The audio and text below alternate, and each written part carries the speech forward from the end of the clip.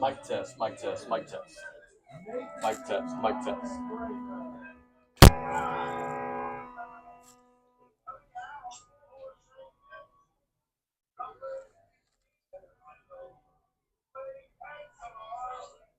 Mic test, mic test, mic See, test. that's not my mic. Mic That's test, mic test. the camera mic. I think yours is on.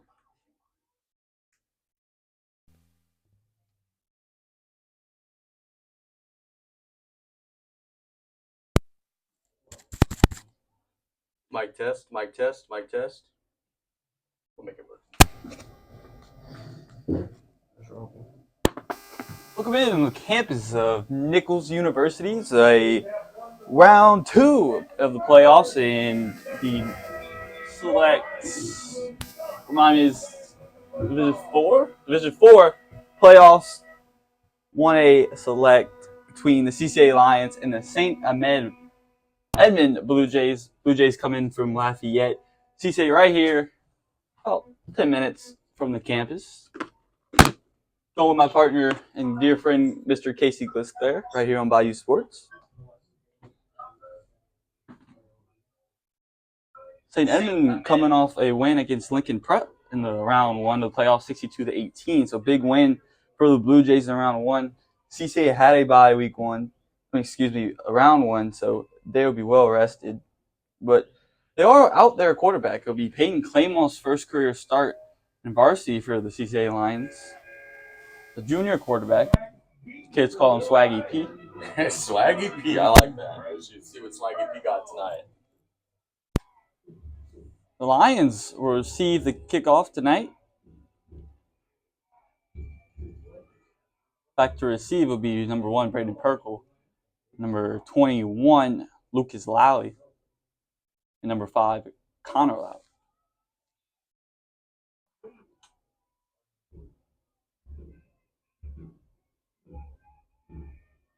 We're underway, round 2 of the playoffs.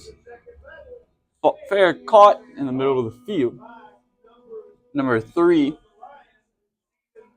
the Stephen Mosley. The Lions will be led by first-time starter Peyton Claymore. Gets his first career nod. His quarterback goes down with an injury in Owen Trosclair. The scouting report I have on Claymont, I think he could throw the ball really well. He's had some experience in the JV games. We'll see if they trust him early in the game to put it in the air right here. Good playmakers around him. Big playmaker in Jaden Carter. Going to the I formation to start. A little fake formation. Handoff up the middle. Not much running room. Blue Jays defensive line wins line of scrimmage to start off this game. You know, Cole, that was one thing Coach Jesse Turner said on Monday when I had a chance to interview him. He said, hey, we have to match the physicality of the Blue Jays. And in the first snap, at least, the Blue Jays were ready for it. Blue Jay line be number 52, Clay Algillard. Big number 72, Joseph Guillory. Lions playing 2nd and 9. Caught out to the left, down the left sideline, gets to the 50, the 40, still in bounds, and be slung out of bounds at the 20. Big play Lions. Number 4, Carter. Big catch, gets the Lions inside the red zone for the first time tonight. That's one heck of a way to settle your quarterback into the game with a huge play there. Lions showing tempo. Ball be spotted just outside the red zone, so excuse me on that. Perkle on the right side of Clay will be handoff to Perkle. Bounce out to left, trying to find some room, and tripped up and brought down. Number 57 in on the tackle. Ben Miller, senior defensive lineman. It's a big possession right here, both ways. The CCA approaching the red zone. They do have a field goal kicker that can make a field goal if need be. I know they don't want to settle for that, but that is an option for the Lions here. A loss of 1. Some big boys on the defensive line for Blue Jays. Blue Jays in all white. Lions black top, red pants, red helmet. Somebody jumped. Plays to be blown dead. A lot of movement up front. Yeah, mental mistake there by the CCA offensive line. They'll go back 5. They get a long second down. 2nd and 16 for the Lions. Tell you what, Cole, it is packed here, man. The home side of the stadium, there are a lot of people here at John L. Goodrich Stadium.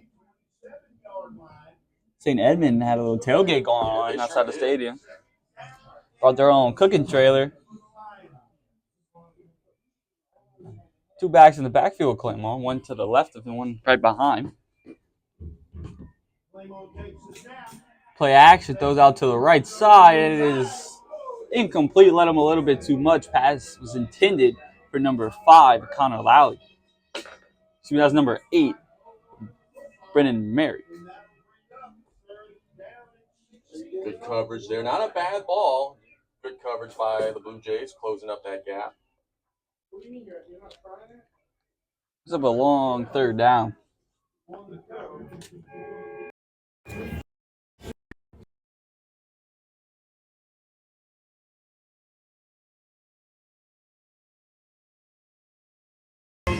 Waymouth throws over the middle. That's bobbled and incomplete.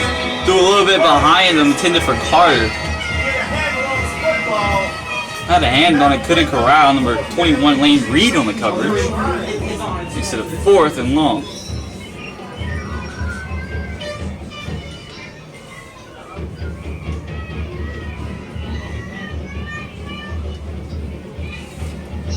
So CCA is going to kick it. We're going to punt. I think this is going to be a field goal, brother. He's got a big leg, Trosclair does. 45-yard attempt.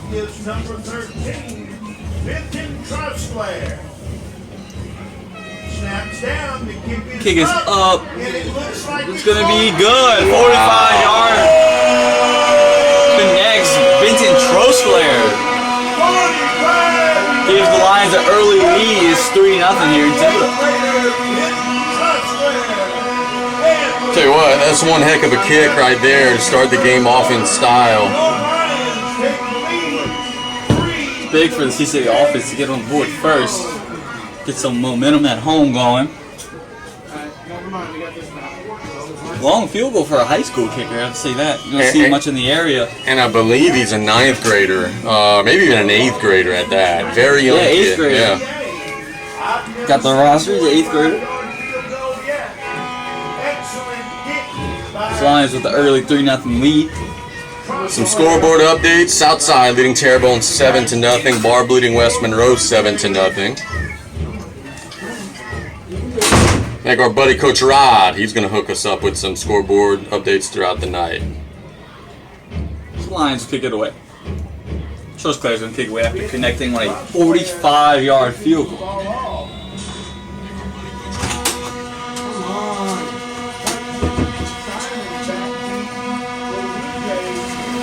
Over to the left side, caught, swallowed by some Lions. Ball is spotted the 44, Blue Jay territory. Other scoreboard update, Vanderbilt 7, Carver 0, and Terrebonne is already tied at 7-7, so some early offense in that one. Blue Jays be led by number 10, Nathan Zonbreacher, the senior, 6'5", so a tall quarterback.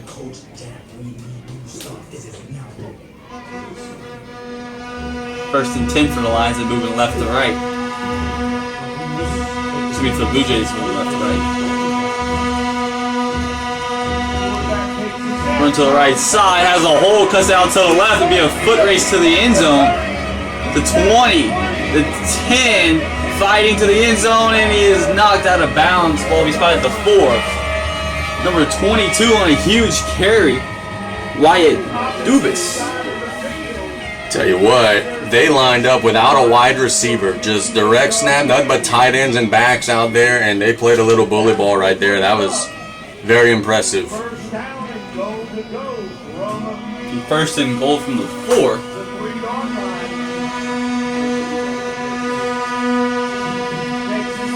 Hand off to the left, and he's going to be in for a touchdown. 2 plays results in a touchdown for the Blue Jays. Number 4, Nathan Driggs. 3-yard carry. Give the Blue Jays early 6-3 lead pending the extra. Yeah, this is a team that scores a lot. They score in the 50s and in the 60s. They're very good on offense. Last week they put up a big number, and then today just 2 plays go straight down the field and score. 62 points they put up in the first round of the playoffs last week. And I think they're going for 2, bub. Here we have a high-scoring game on our hands tonight. Lockhead up the middle. Does he cross and he breaks the goal line? 2-point is good for the Blue Jays. Be 8-3. Blue Jays ahead early.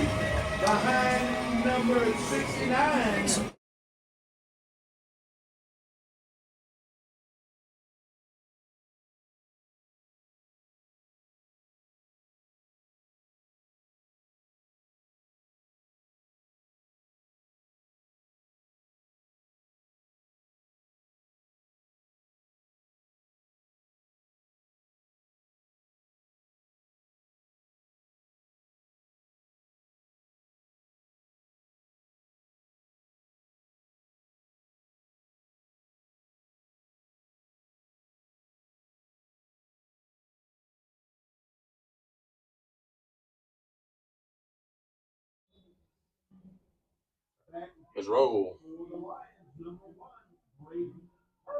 Brady Purple back to receive the kick. They're not going to kick it to him. Be fair caught. Caught by number 21, Lucas Lally. Last drive, Lions had one big play that got them inside of Blue Jays territory, but stalled out, resulted in a 45-yard field goal.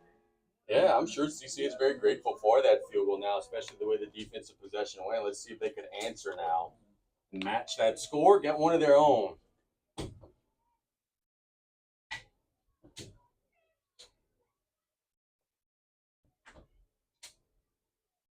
CCA offense trots out there.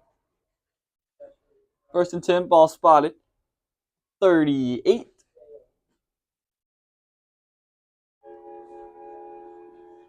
Promotion Carter to the backfield. Flags come flying in from the backyard to be a delay of game. It's one of the things with a young quarterback that you were going to maybe see a little bit of early. Was making some checks at the line of scrimmage. Took a little bit too much time. First and 15.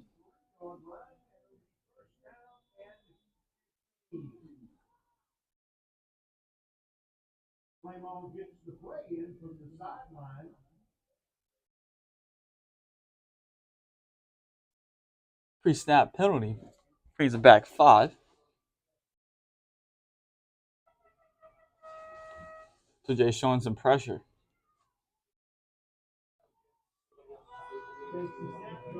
Claymore's going to look, hit hard, and throws it incomplete. Big Blue Jay rush. Results in a 2nd and 15.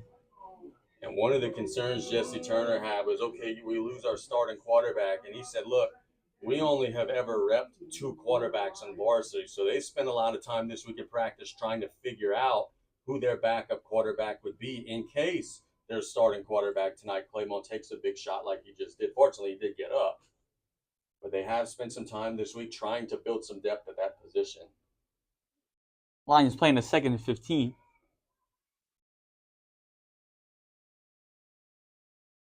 Blue Jays bringing 4. Claymore looking to pass a screen. Caught at some blockers. Be brought down at the 46. big play, man. He's going to manage with third down. A nice gain and a good play call by Coach Turner and his staff there. They kind of caught him in a little bit of a blitz. And Claymont took another shot on that play. And this play here is where they missed the running ability of a Trosclair. Trosclair would have ran this football right here. Claymont doesn't quite have that same skill set. Brady Pergle's going to take the carry, bounce it out to the left side, trying to get to the edge. And he will have the first down. Braden Pergle beats the defender to the edge, gets the first down. Good job up front. Good job by Pergle, just not taking no for an answer. Right at the 50-yard line. It's reached the 8:30-minute mark. Blue Jays jump. The encroachment on the defense. So we've seen a pre-snap penalty both ways on this drive. Good job by CCA overcoming their pre-snap penalty. Big 77, Bidgie Guillory jumped all sides, all 6'3", 265 of them.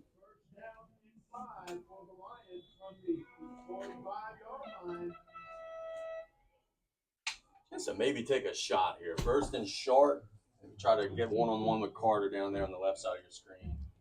There they go. Play action, throws it out to the left side. Toe drag completed. There's Carter, you called it. The first down Lions. It's just a good down and distance for that play call. If it's incomplete, it's 2nd and 5, no big deal.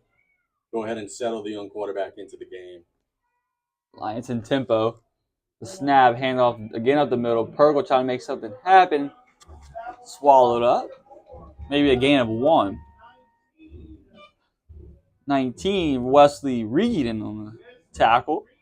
The junior. 3-yard gain to be a 2nd and 7.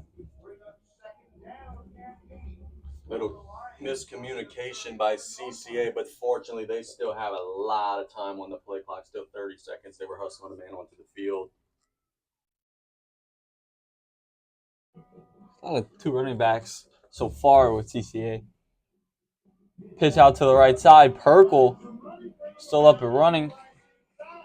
Looks like it'd be just short of the first, but big run makes it a 3rd and short.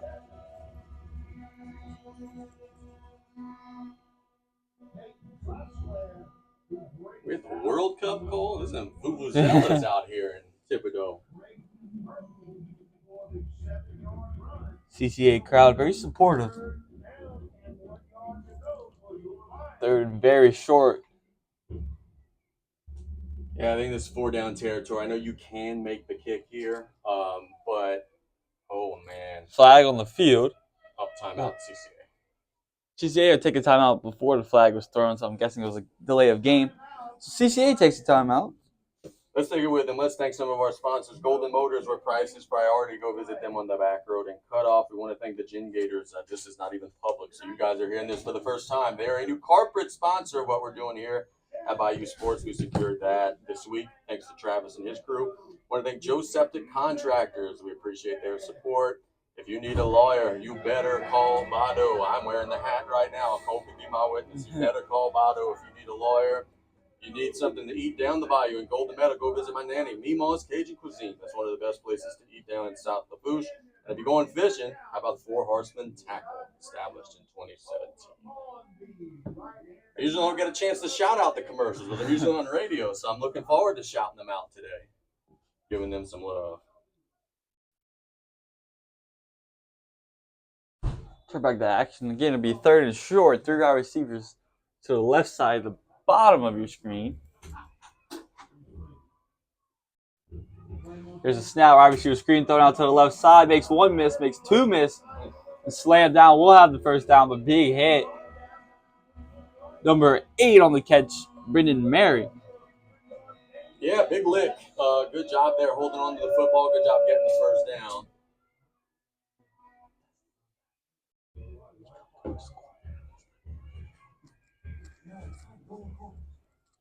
Perkle motion onto the line in the slot.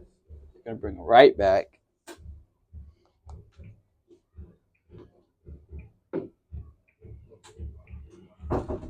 Play clock's at 9 seconds. 1st and 10. Here's snap. Claymore scanning. Throws out to the left. That's completed. Carter on the catch. Brought out of bounds at the 11. Tell you what, we've only watched about a half of a quarter.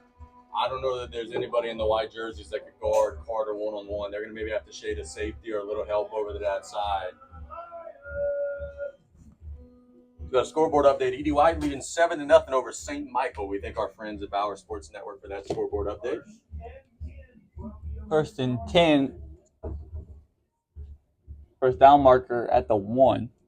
And I'm told number 8 for CCA is Amari Burks. Just got a coach that chimed in with us now. And to the right side, Perkle and slung down the backfield. Number 22 in on the tackle, Wyatt Dubas.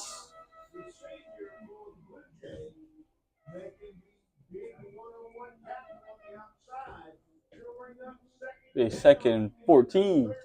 Hey, what, Cole? Where I was last week over in Monroe, it's not going so good. Barb leads West Monroe 14-0 right now out there in Monroe. Way out there in Louisiana. Claymore throws out to the left. That's Carter. Our receiver's throwing some blocks. Runs over a defender. Comes up very energetic. He's just short of the first. A really nice gain and a really good job of play calling by CCA to find a way to get the ball to their playmaker in space.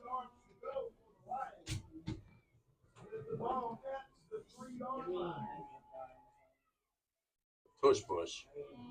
The old Eagle playbook. Claymore. See where they mark them. Hey, you got it. Oh, yeah, you got it. Definitely. CCA will have a 1st and goal from the 1.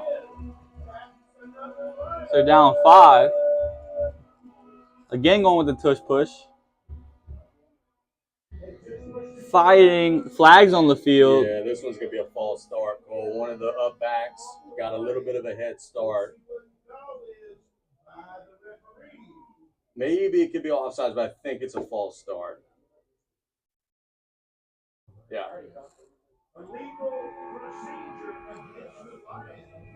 So what it is, they got the 2 running backs on the side of the quarterback ready to push him in, and one of them got a little bit of a head start. Had a running back in on the tush push, so Claymore wasn't even the one running. Or getting pushed, you can't even say running. 3D chess by Jesse Turner says, I don't want my backup quarterback getting hit. We're going to put a running back in there. Ball pushed back to the 6-yard line. Be 1st and goal.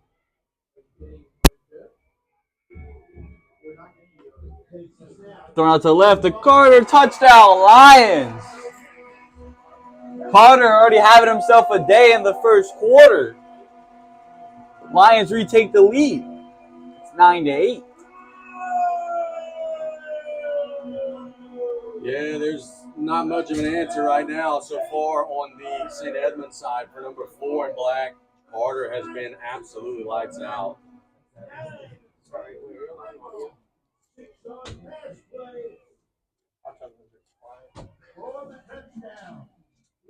Carter having a big 1st quarter.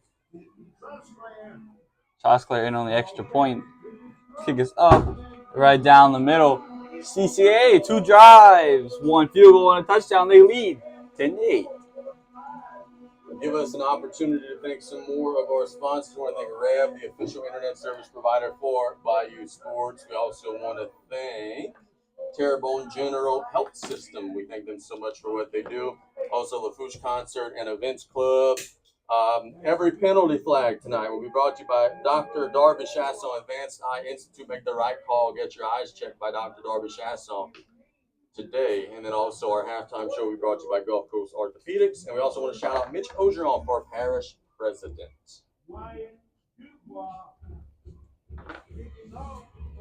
Blue Jays looking to respond. About to receive the kickoff from Benton Troskler. Pretty good last name he has. I was about to say, any relation? That's what I was... No relation. A good last name to have. I want to thank the 109 people currently watching live. We thank you guys so much. Seat on the right side, following some blockers, and we draw it down to 43.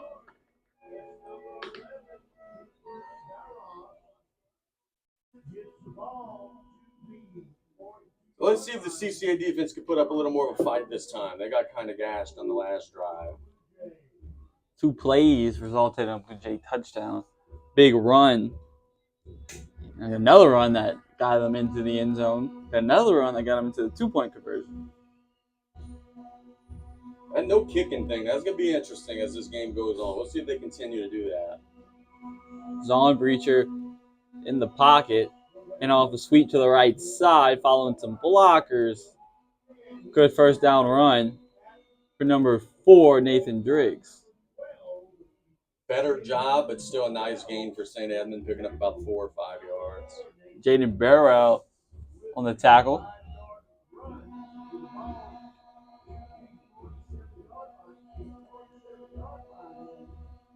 Get a second, about 4 or 5. 2 running backs in the backfield. And off to the left side, this play's gonna be blown dead. Yeah, that's offsides on CCA. I saw it live. I didn't want to say it. I didn't want to jinx it. But the guy blitz on CCA on the near side of your screen was definitely lined up in the neutral zone. Wait to get the official call. If it is on CCA, will result in a first down. The cornerback just crept up a little bit too much. Those of you watching, we had a good shot right down the line. He definitely was into the neutral zone. Ball will be moved into Lion territory.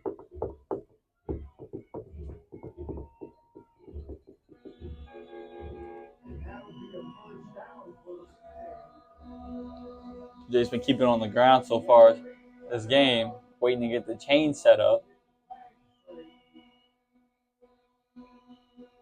Blue Jays play 1st and 10 from the Lion 48. They're going to have to reset the play clock. It's down to 3. They're going to have to reset that. There you go. Sweep to the left. And met by some Lion linebackers. About a 4-yard rush.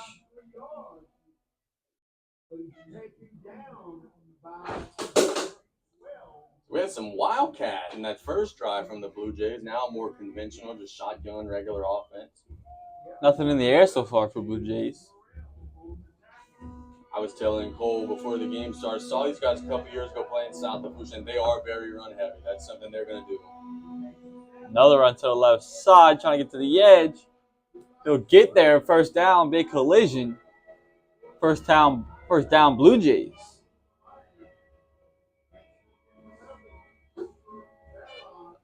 Barras on the run to the left side gives Blue Jays a fresh set of downs. Push up front. Good job by the ball carrier hitting the hole.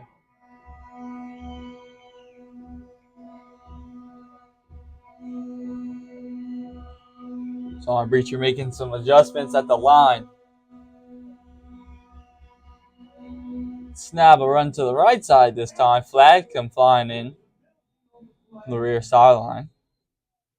I'm going to guess. The others I was sure of. This one I'm going to guess is an illegal form. No, a sideline warning. This is going to be a sideline warning.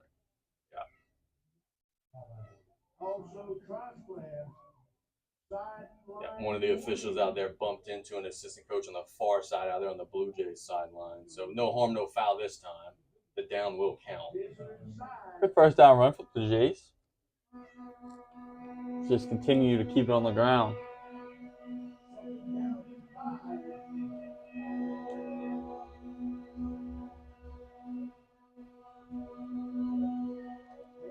So drop back. Trying to go deep. Nothing back there. Pressure. Just throw it out of bounds. Coaches want a holding and maybe a intentional grounding. I don't think in high school there's any rule. Yeah, I was about to say, I don't think there's any rule for being outside of the tackle box. If you throw it away and there's not a receiver there, it's going to be grounding, and that flag does come out. Blue Jays tried to catching the line, sleeping on that, dropping back, looking towards the end zone. Blue Jay wide receiver actually tripped back there. That's a big one. That'll be a loss of down. Oh, Cole, I think they picked it up, man. Picked it up? Yeah, they didn't move the ball back. It's still 3rd and 6. Wow. Yeah, I didn't see nobody in the vicinity. Yeah, I didn't see one either. I guess that, they talked themselves out of it because, yeah, they definitely didn't move the ball back. The head official was the one who threw the flag. So it would be 3rd and 5. No wide receivers in the formation. Be a wildcat. Wyatt Dubas is going to take the snap to the right side, following a blocker. Almost tripped, stays on his feet. Good hit, but he'll step out of bounds. Be a 1st down inside the red zone. Dubas on the carry. But if I'm a Coach Shiver, I am running that formation until CCA shows me that they could stop it. They have been gashing them in that Wildcat set. The Jays move inside the red zone. So far, 1 for 1 inside the red zone. That's going to be a big stat tonight because both teams can score. When defense can bend but not break. And out to the left side and tripped up. Getting about 4.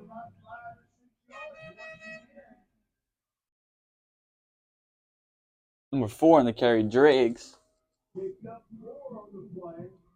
So it makes me wonder when you have a team that goes for the 2-point conversion on the first drive, do they have a kicker? I don't know about field goal range with these guys.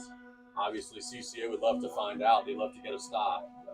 So I'm pretty sure it's by himself back there. Big QB keeper, a little counter, has some running room inside the 5, reaches out for the end zone, flag comes flying in. It will be a touchdown. See if it stands. Zon Breacher on the keeper. I think there's going to be a hold on the Blue Jays. The tackle there holding his block a little too long. Yeah. Breaks that touchdown run. Talked about earlier about the kicker. They have 2 kickers listed on their roster. The running back Nathan Driggs and another kicker, Lane Reed. And it very well could be a situation, Cole, where they just saw how well they were moving the ball in the Wildcat, and they said they're just not going to stop us.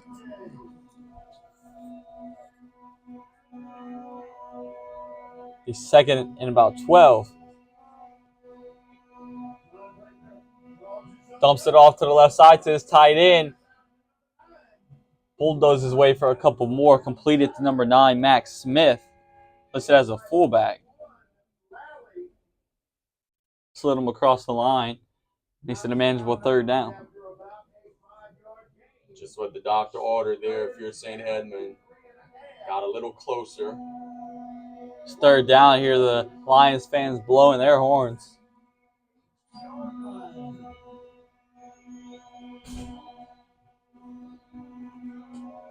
Well, at the 11. Timeout was called. Blue Jays sidelines there. Head coach James Shiver. So let's go ahead and get to our scoreboard. St. James is leading Mane 12-0 in the first quarter. E.D. White has a 7-0 lead against St. Michael's. Mandeville, you saw them last week, 7-0 lead against Neville.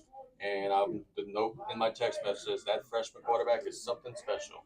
You saw that firsthand. 6 touchdowns last week. Vanderbilt 14, Carver 3, Southside 14, Terrebonne 7. Actually, just got up one. Thanks to Coach Rod. Vanderbilt 21, Carver 3. So smooth sailing early going for the Terriers. 21-7.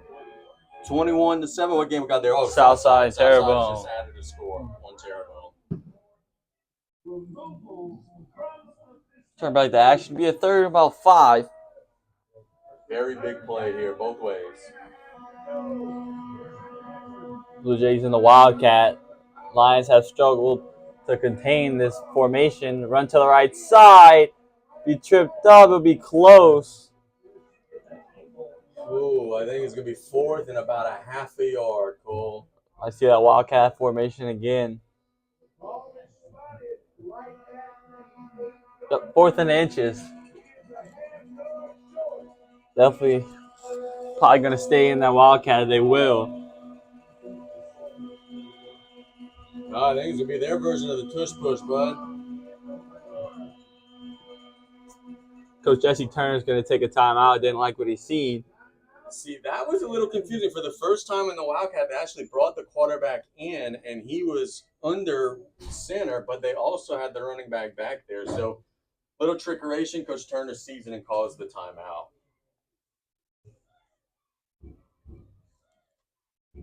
And I will text you that. I don't want to say it out over the air, but I will text you that. The roster virtual iPad keeps.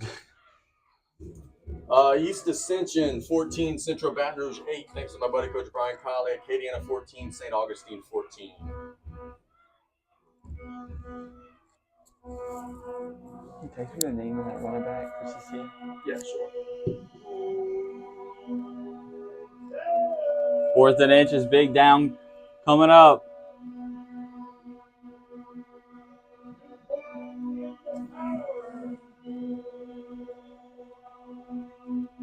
The snap run to the right side, tries.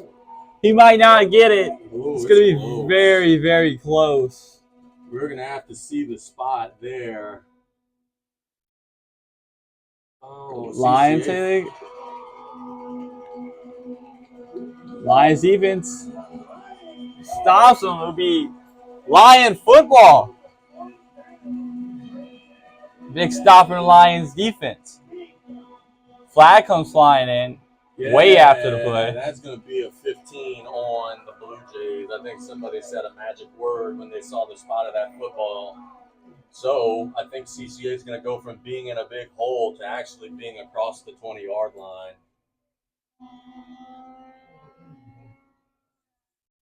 Blue Jays march the ball all the way to about the 8.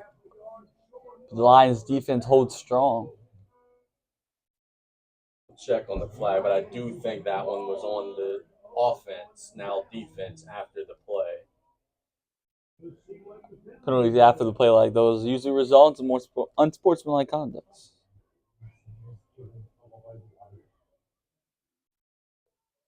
Still waiting on the call. We'll be against the Blue Jays. Yeah, they're starting to walk it off.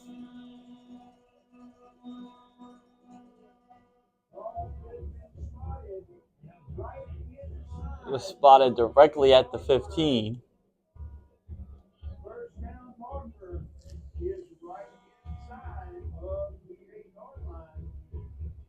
Oh, they're measuring. That's what they're doing. Oh, they're measuring. So it might possibly still could be Blue Jay ball. And then we're going to walk it off after the measurement. But I don't think he's got it. Not where they spotted it. Yeah, it doesn't look like he does.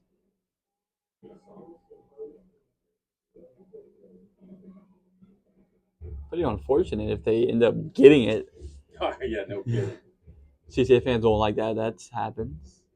Yeah, he's short. He's well short. These short, so Lions hold strong be their football as they have a 2-point lead.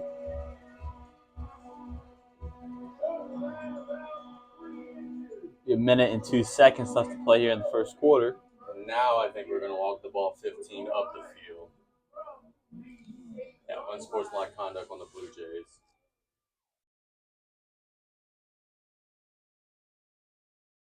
Blue Jays players didn't agree with the spot. Push this ball all the way to the 23. It's a big penalty, man. You go from being pinned in your end zone now to having pretty good field position.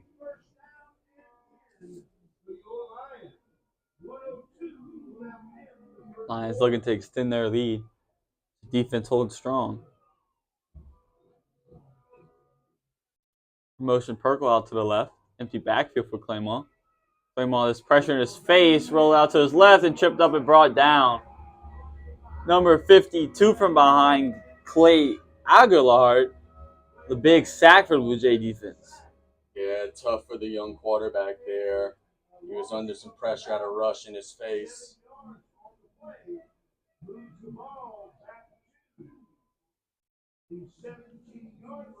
Two rushers, the edge rushers came in storming from both sides. Long second down.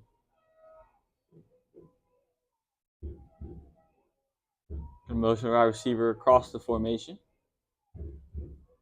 Blue Jays jump. William Brown, the sophomore. Mental mistake. Yeah, Coach Shiver's not going to like that. That pretty much erases the sack. It'll get them near the original line of scrimmage.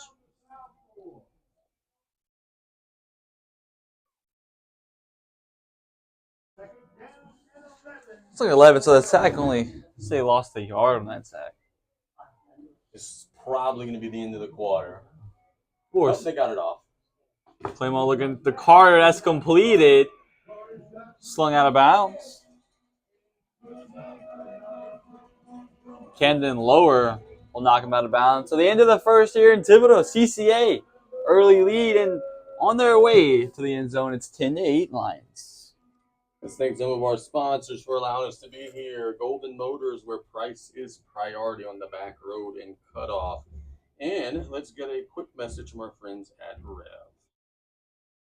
In 2025, Rev eclipsed the $1 million milestone in scholarships. Applications for our 2026 scholarship are starting soon.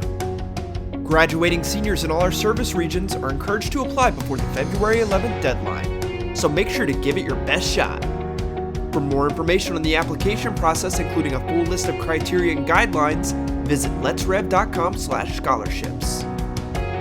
We are Rev, 90 years of building connections.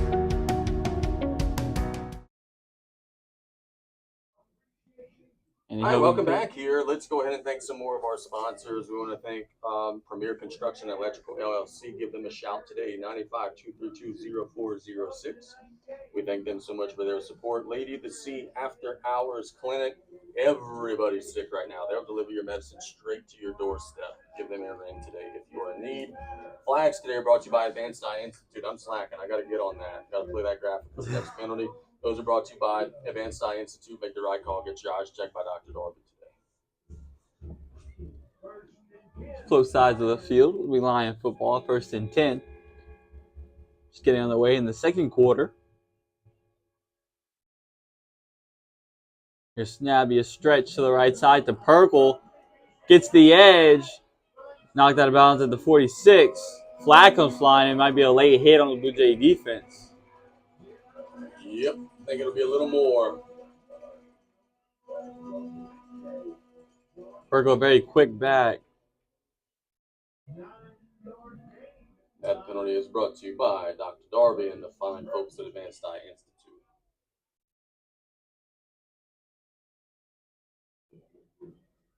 The Lions the first down and some more.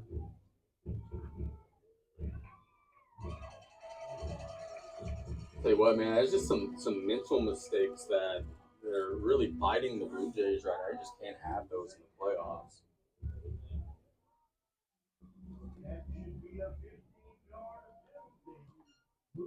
A 15-yarder.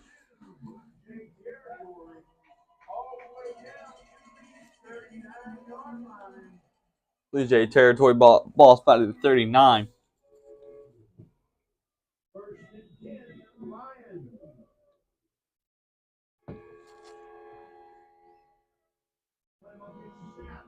Swung out to Carter outright. Be incomplete. Ball hit the ground before it was caught.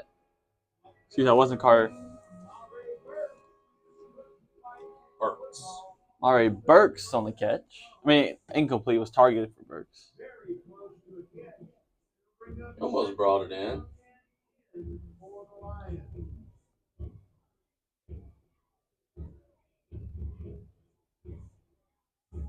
Scoreboard update from our friends at Bauer Sports. 4:31 to go in the second quarter. E.D. White leading St. Michael 14-0.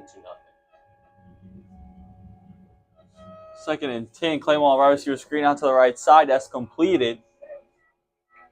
Getting about 5.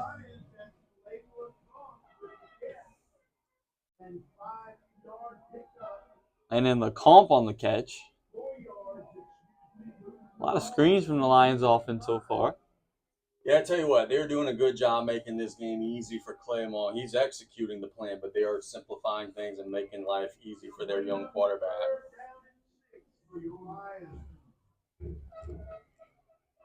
3rd and 6. Claymore looking downfield. That's completed. What a catch. High points it. Amari Burks. Big play. Blue boot bomb.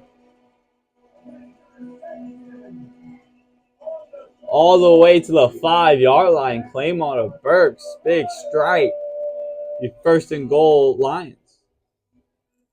But you know what a blue boot bomb is. I taught you well, man. Perkle on the right side. Does he get in? See where they mark? Will be marked at the 1. Perkle almost broke the goal line. Ball will be 2nd and goal at the 1. I see some tush push. Yeah, I think that's what's coming, man. They had success with it the last time. Ball inside the 1. Why not? 27, Peyton Trosclair is going to take it. Fighting. Referees look like they might mark him a half-inch short. Lions think they scored. Yeah, touchdowns coming in. Touchdown, Lions. Peyton Trosclair on the tush push. Just think this one means a little more for him with his brother out of the lineup tonight. He was driving hard there, gets into the end zone. Lions up 8.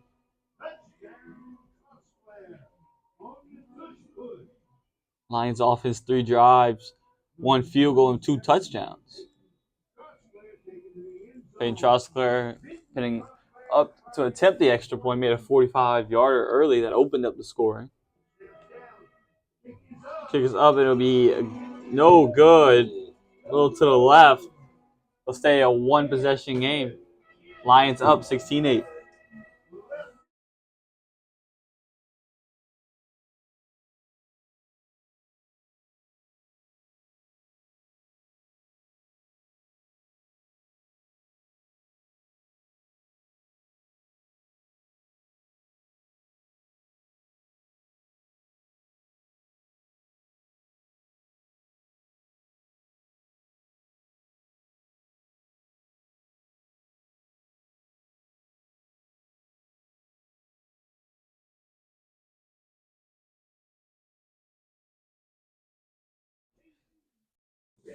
Push extends the Lions' lead. Trosclair going to kick it away. Blue Jays looking to respond. So far, Clemont's been pretty good. Yeah, he has, man. He sure has not looked like a backup at all. 3 drives, 3 scores for the Lions offense. Kicked up the middle. Be caught, ran up the middle. Be tackled. Number 59, Owen Davis on the tackle for the special teams. Edie White has added a score to their lead. They now lead 21-0 over St. Michael. 2 minutes from us. 2 good playoff games going on in Thibodeau tonight. Joe Passon was packed over there too. Oh, I would imagine so. Yeah, absolutely.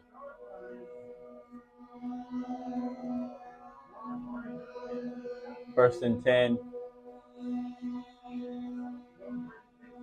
Looking to pass downfield. It's going to take off down the right side. Good scramble. Zonabreacher seeing nothing downfield and decided to take off. Yep, good decision. Didn't have anybody open down the field. Picks up 7, stays ahead of the chains. It's certainly better than an incompletion. 2nd and 3.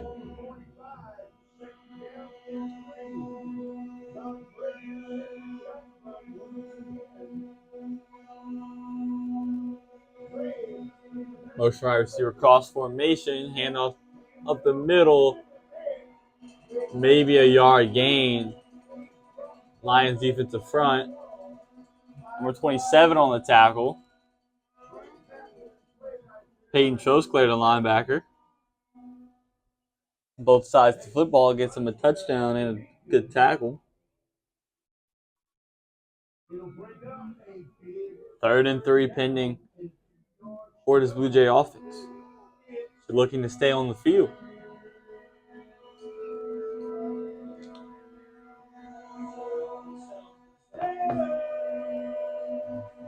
Quarterback in the shotgun, running back to his right, to his left, excuse me. Handoff to the right side, fighting.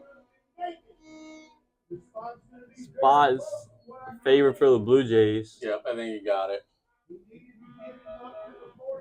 Got about 3 yards and an inch, gives the Blue Jays the first down, keeps their drive alive.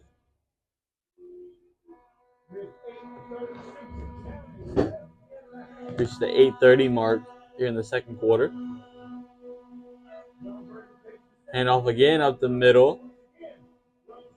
Keeping his legs moving. Gain about 4. 2nd and 6.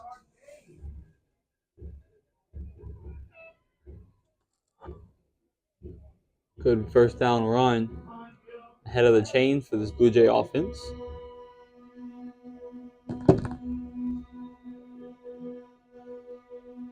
Lions showing some pressure. Read option. Quarterback's going to keep it. Just maybe 3. Lions brought some blitzers. Yeah, he read it right. Because if you'd have given it to the tailback, they would have lost some yards. Certainly made the right decision. Blue Jays bringing in a jumbo package, it looks like. This might be the old Wildcat again, Cole. 72, Jacob Guillory coming in. Bringing the big boys in on his 3rd and about 2. 3rd and 3.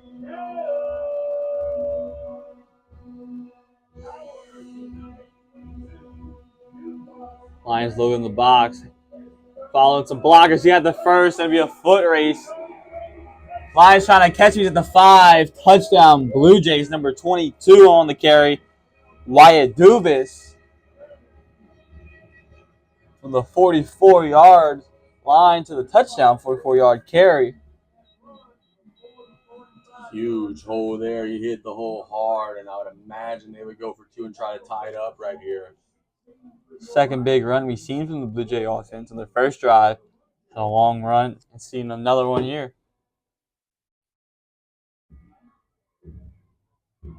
I would wonder if they would have some form of like a jump pass or something like that off of this, because everybody's crashing to the line. They could sneak a tight end out there, and it would be wide open.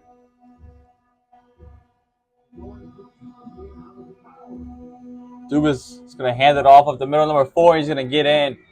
Be a tie ball game, all tied up at 16. Blue Jays answer.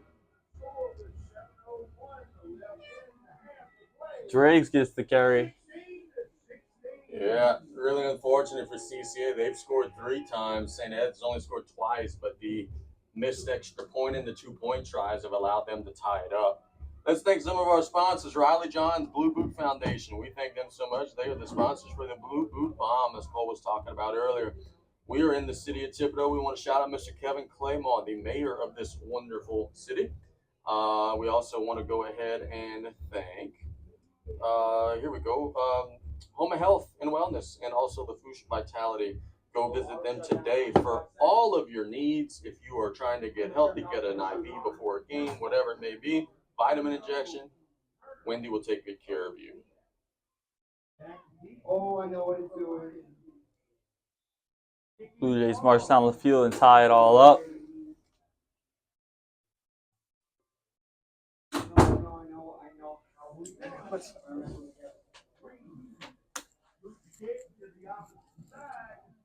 Received, brought to the right side, has a hole, contains the edge. Keeping his legs pumping to be brought down, number 21, Lucas Lally.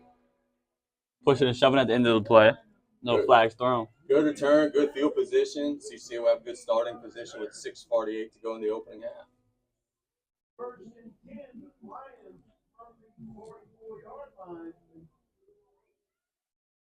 Just got another scoreboard update. Ooh, St. James, goodness, 36-0 in the second quarter. Oh, my apologies, 26-0 in the second quarter over Manday.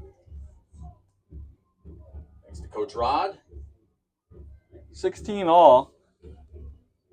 Lions so far scoring on all three of their drives. Seen a lot of Carter tonight. Claymore looking to pass, has pressure in his face, rolls out to his left, throws it to Carter, and one-handed grab. Oh, wow. Jaden Carter. What a play by the Lions wide receiver. That was really special. That was an unbelievable play from an unbelievable player.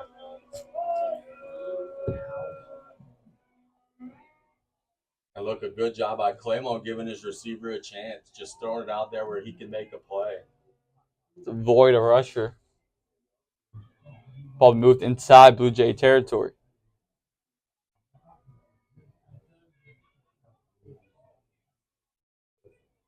Two backs in the backfield with Claymore. Two wide receivers at the top of your screen.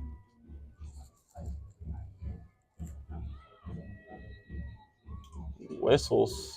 Yeah, last second timeout. Play clock was on 0. Coach Turner was storming in. Wasn't too happy about that.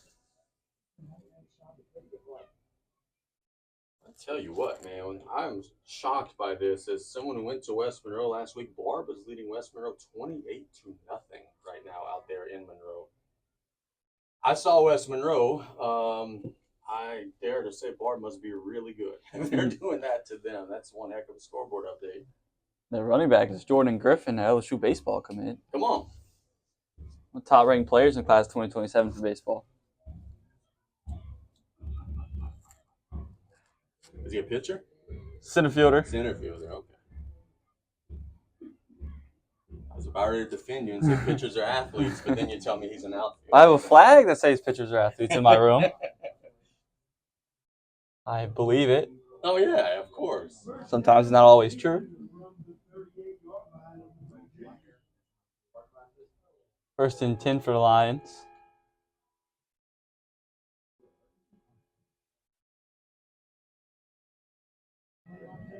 Claymore looking downfield. Goes out to the right side. Complete on the comeback route. Slung down. Amari Burks on the catch. Burks has played a good football game tonight, complimenting Carter in that receiving room. He's made some big plays. Owen Cart was able to bring him down.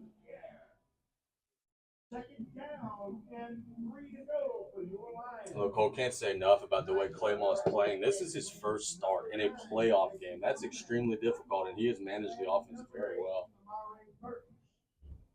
Has some playmakers on the outside. Makes life easier for him. Urkel the handoff up the middle. Gets the first down, trying to get some extra yards from some help from the CCA. I think the ball's out, Yeah. brother. Blue Jays have the football. Let's see if they mark them down or not. Oh, this will be interesting. I'll talk about it. Blue Jays came out of the pile with the football.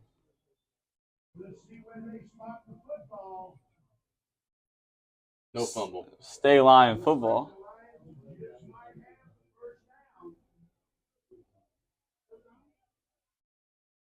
Be third and short.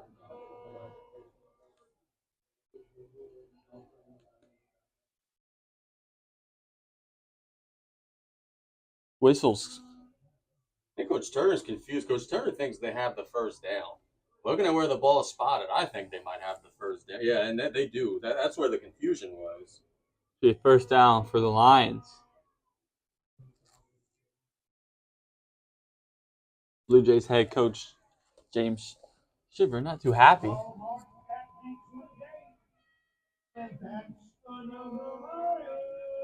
Lion first down.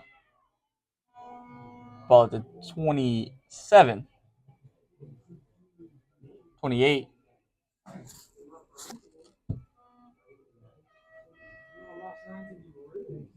Claymore looking, throw it down pass. That'll be incomplete. Good coverage downfield. Number 12 on the coverage, Paxton Myers. Myers was very nearly the recipient of an interception right there. Actually, a good job by the receiver breaking it up and separating him from the ball. Had to play a little bit of cornerback on that play.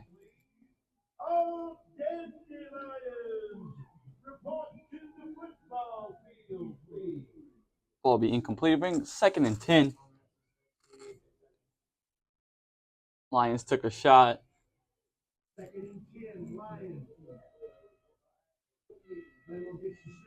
Perkle the handoff to the left side.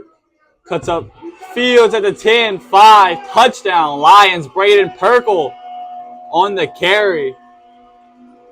Lions answer right back. Left side of the offensive line blew a huge hole. Perkle hit it hard. And you're right, CCA strikes right back after St. Edmund ties it up.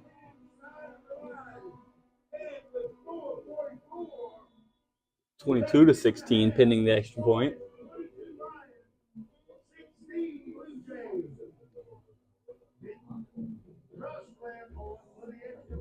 Just glare in on the extra point. Missed the last one. This one is right down the middle. The quarterback, Peyton Claymore, is actually the holder on that play. So Lions answer right back. It's 23-16 here in Nichols.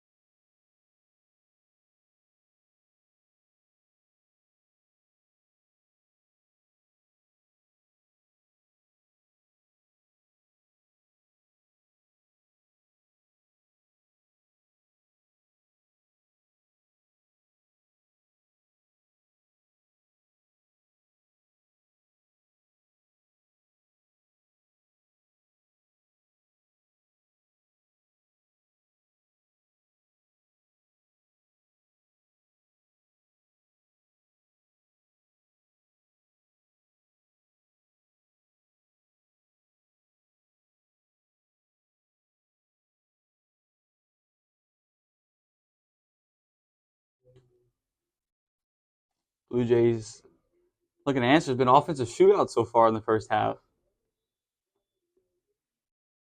Lions did get one stop so far. Kick to the right side. Uh-oh. Ball's jumped on. Let's see what the officials call. Flags on the field. Might call a kick out of bounds. CCA came in with the football. See what the referees say. The flag, like you said, Cole, leads me to believe that ball went out of bounds before it was touched. Let's see. CCA not liking what they're being explained. There's be reason to believe it'd be Blue Jay football.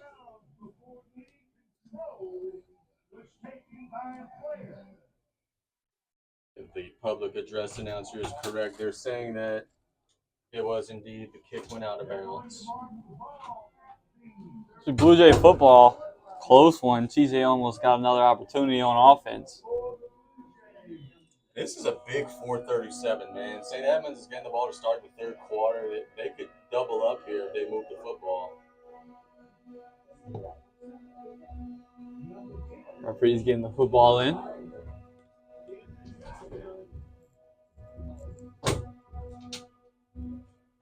I'd love to know. I'm going to try to find out at halftime where association this is. They're doing a good job tonight. It's been a difficult game to officiate. Quarterback look at the pass. There's pressure, and he's going to trip. Tell himself there was pressure by number 0. Jesse Turner to the 3rd. Oh, Junior, or the 3rd in this case. Little Jesse making the play there. Caused the pressure. Didn't make any contact with him, but caused Zon Breacher to roll out and trip himself. What is it like playing for your father? And he's not standing behind you right now, so don't worry. You can say whatever you want. There's got the ups and downs. Yeah. But you keep going. People gonna say what they want to say. Just keep going. 2nd and very long for Blue Jay offense. Sweep to the left side, trying to cut back up middle. Still up would be called dead. Gain about 2 would be third and very long. And look, buddy, just like we were talking about a second ago, where it was a big drive for St. Ed. Now, if CCA could get a stop, there's maybe a little bit of juice left in the orange to squeeze. They can maybe try to score before half. CCA doesn't have any timeouts, so I wouldn't be surprised if Blue Jays keep it on the ground and keep that clock moving.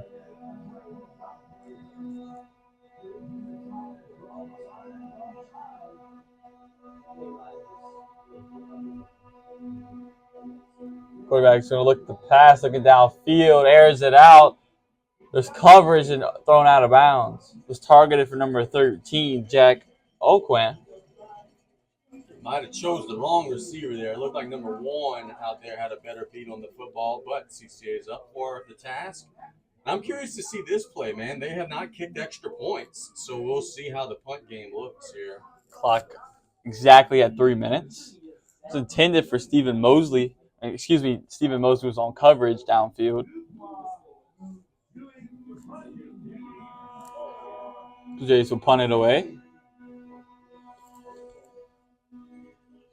Punt. Good one. Wyatt Dubas on the punt. Because spins out of some tacklers. The 50 ball's out, but it's going to go out of bounds. Lucky break for the Lions.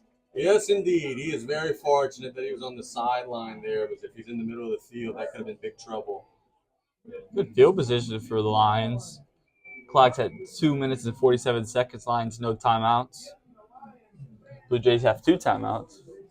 Some scoreboard updates brought to you by the Gin Gators. Sterlington leading Donaldsonville 28-7, Ruston 21, Westgate 7, Neville 17, Mandeville 7, Ouachita Parish 7, Destrehan 6, Zachary 20, Denham Springs 14. Got a lot of people down the bayou who are big Denham Springs fans tonight. You know why? The South Bush boys basketball plays them on Tuesday.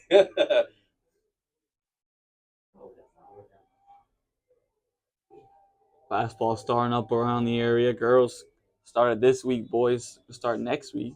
Yeah, can't wait, man. And Thibodeau will be Thanksgiving tournament. Play them on the hard count. We got plenty of time here. Play handoff to Pergel to the left side. Got some yards to run. Ooh. Yeah. Flag comes flying in. Yeah, that's a good call by the officials. He got dropped well onto the out-of-bounds white. Wyatt Dubas brought him out of bounds, but slung him down. He was way out of bounds. They're going to be in the red zone now after that one.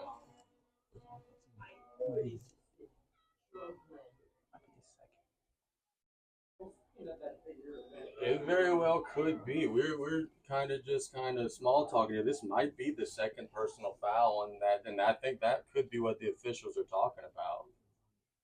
Ooh, that'd be a blow. Wyatt Dubas, we've seen him around the field a lot. He's also their Wildcat guy. Yeah.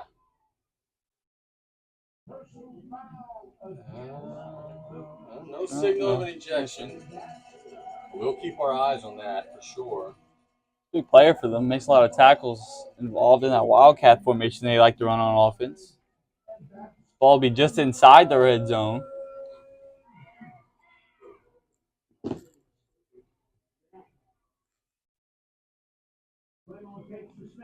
Claymore looking downfield. Those are the middle. Has a guy that's completed.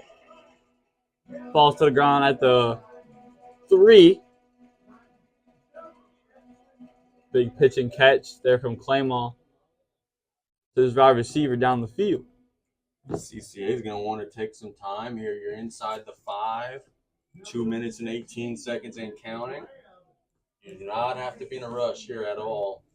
Claymore connects to Perry downfield. Sophomore wide receiver. Clock hits 2 minutes. Tush push coming up for the Lions. The snap, the push. It's going to be short. Yep, not much that time. Better job by the Blue Jays on that tush push. Be second and goal. What do you think? In the NFL, you think they're going to ban that play sometime? I They've been don't think talking so, about to be it. honest, because I mean, if formation's legal. Yeah, right. This defense's Yeah, job to stop yeah. it. So in the future, there's probably gonna be another play where the offense finds that defense can't stop. Tush push coming up again for the Lions offense. It's gonna roll out to the right. Fake tush push. He's gonna get in. Good play call, Jesse Turner. Peyton Cho's player on the rollout run. Yeah, they juked everybody there. Took the snap. He just spun right to the outside. There's a Flag. flag on the 1 yard line.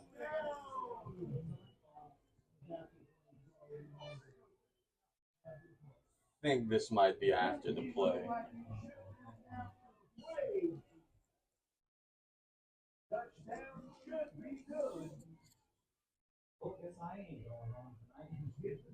Flag on the field is. Resulted in a touchdown, so it'll be a touchdown. Personal foul against the Lions. I think they would take this on the kickoff. I mean, Tristler made a 45-yard field goal. Yeah, that's exactly what they're going to do.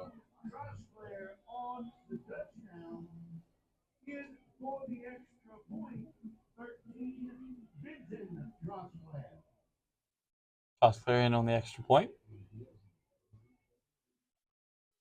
Kick is up. And it's good. CCA marches down the field and scores. It's 30-16 Lions. Late first half.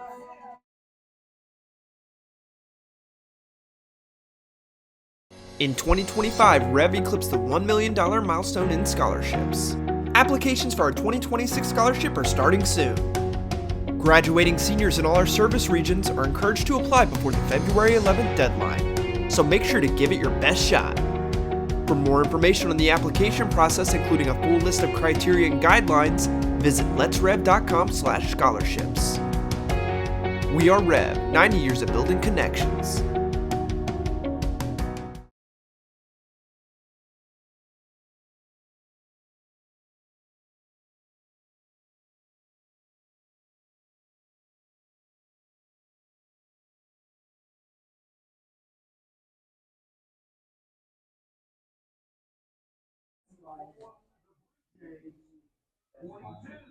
Blue Jays will get the football with 2 timeouts, a minute and 8 seconds. So when they get the ball, be around a minute left to play here in the first half.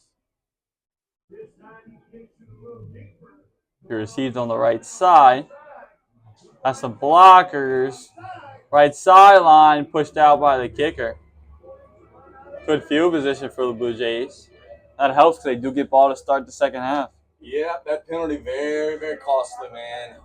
Because now that they have the ball a little further up the field, and if they could score before half and double up, they could get right back into this one. 55 seconds left to play here in the first half.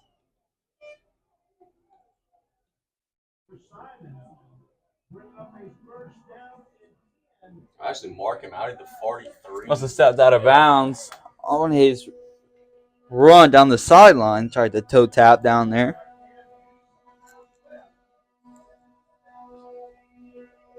Wide receiver stacked on the right side. Quarterback looking downfield. It's going to step up. Big ball's out. Lions going to pick it up. Down the right sideline, trying to stay up and brought down by an offensive lineman. CCA has the football with 42 seconds left. Lions able to hit the quarterback from behind. Number 12 forced it, Jaden Burrell.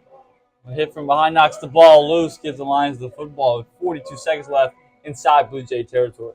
Yeah, time to get very greedy now if you're CCA. They don't have any timeouts. That hurts. But, boy, if you could find Carter or somebody flanking down the field, it would be absolutely huge.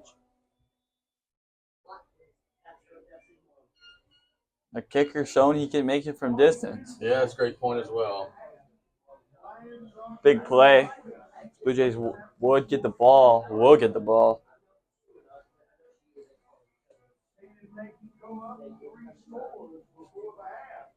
CCA has a 2-possession lead already. 3 wide receivers to the bottom of your screen. Carter out alone to the top. Claymore looking to the right side. Wide receiver screen caught by Burks. Brought down right away. CCA has no timeouts.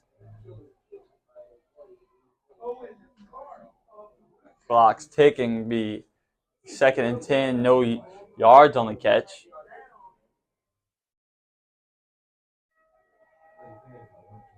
Claymore look at the pass. Going deep to Burks. Incomplete. Good coverage from the Blue Jay. The clock's going to stop on the coverage number 12. Paxton Myers. Yeah, good ball by Claymore. Gave his receiver a chance. It just fell incomplete. 12 seconds left here in the first half. Get a quick reception out of bounds. Probably need about 20 more yards, I would say, to make this manageable for the kicker. Yeah, the 45-yard kick was right about at the edge of his zone. Maybe you could squeeze another yard or two out of it. 3 wide receivers to the top, 1 down low. Carter by himself. Claymore looking towards Carter. He's open. He'll be out of bounds. Incomplete. Catches it, but be out of bounds. 6 seconds left in the first half. There's going to be a bias holding on CC. So Holding against the Lions. The penalty will be declined. Makes it 4th and 10. Tell you what, if I'm Coach Turner, now that penalty's been declined 6 seconds, I'm just throwing a Hail Mary. Take another shot. It's going to take 6 seconds.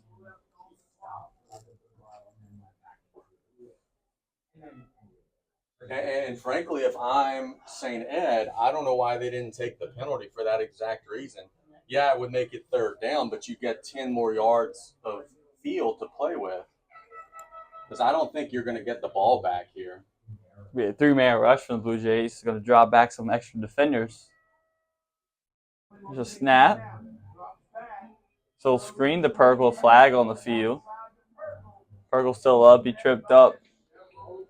Be a holding against the Lions, but it's probably going to be declined. Yeah. It'll be the end of the first half. CCA up 2 possessions, 30-16 Lions against the St.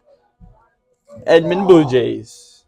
We go ahead and get our Gulf Coast Orthopedics halftime show. We're going to go ahead and play that for you.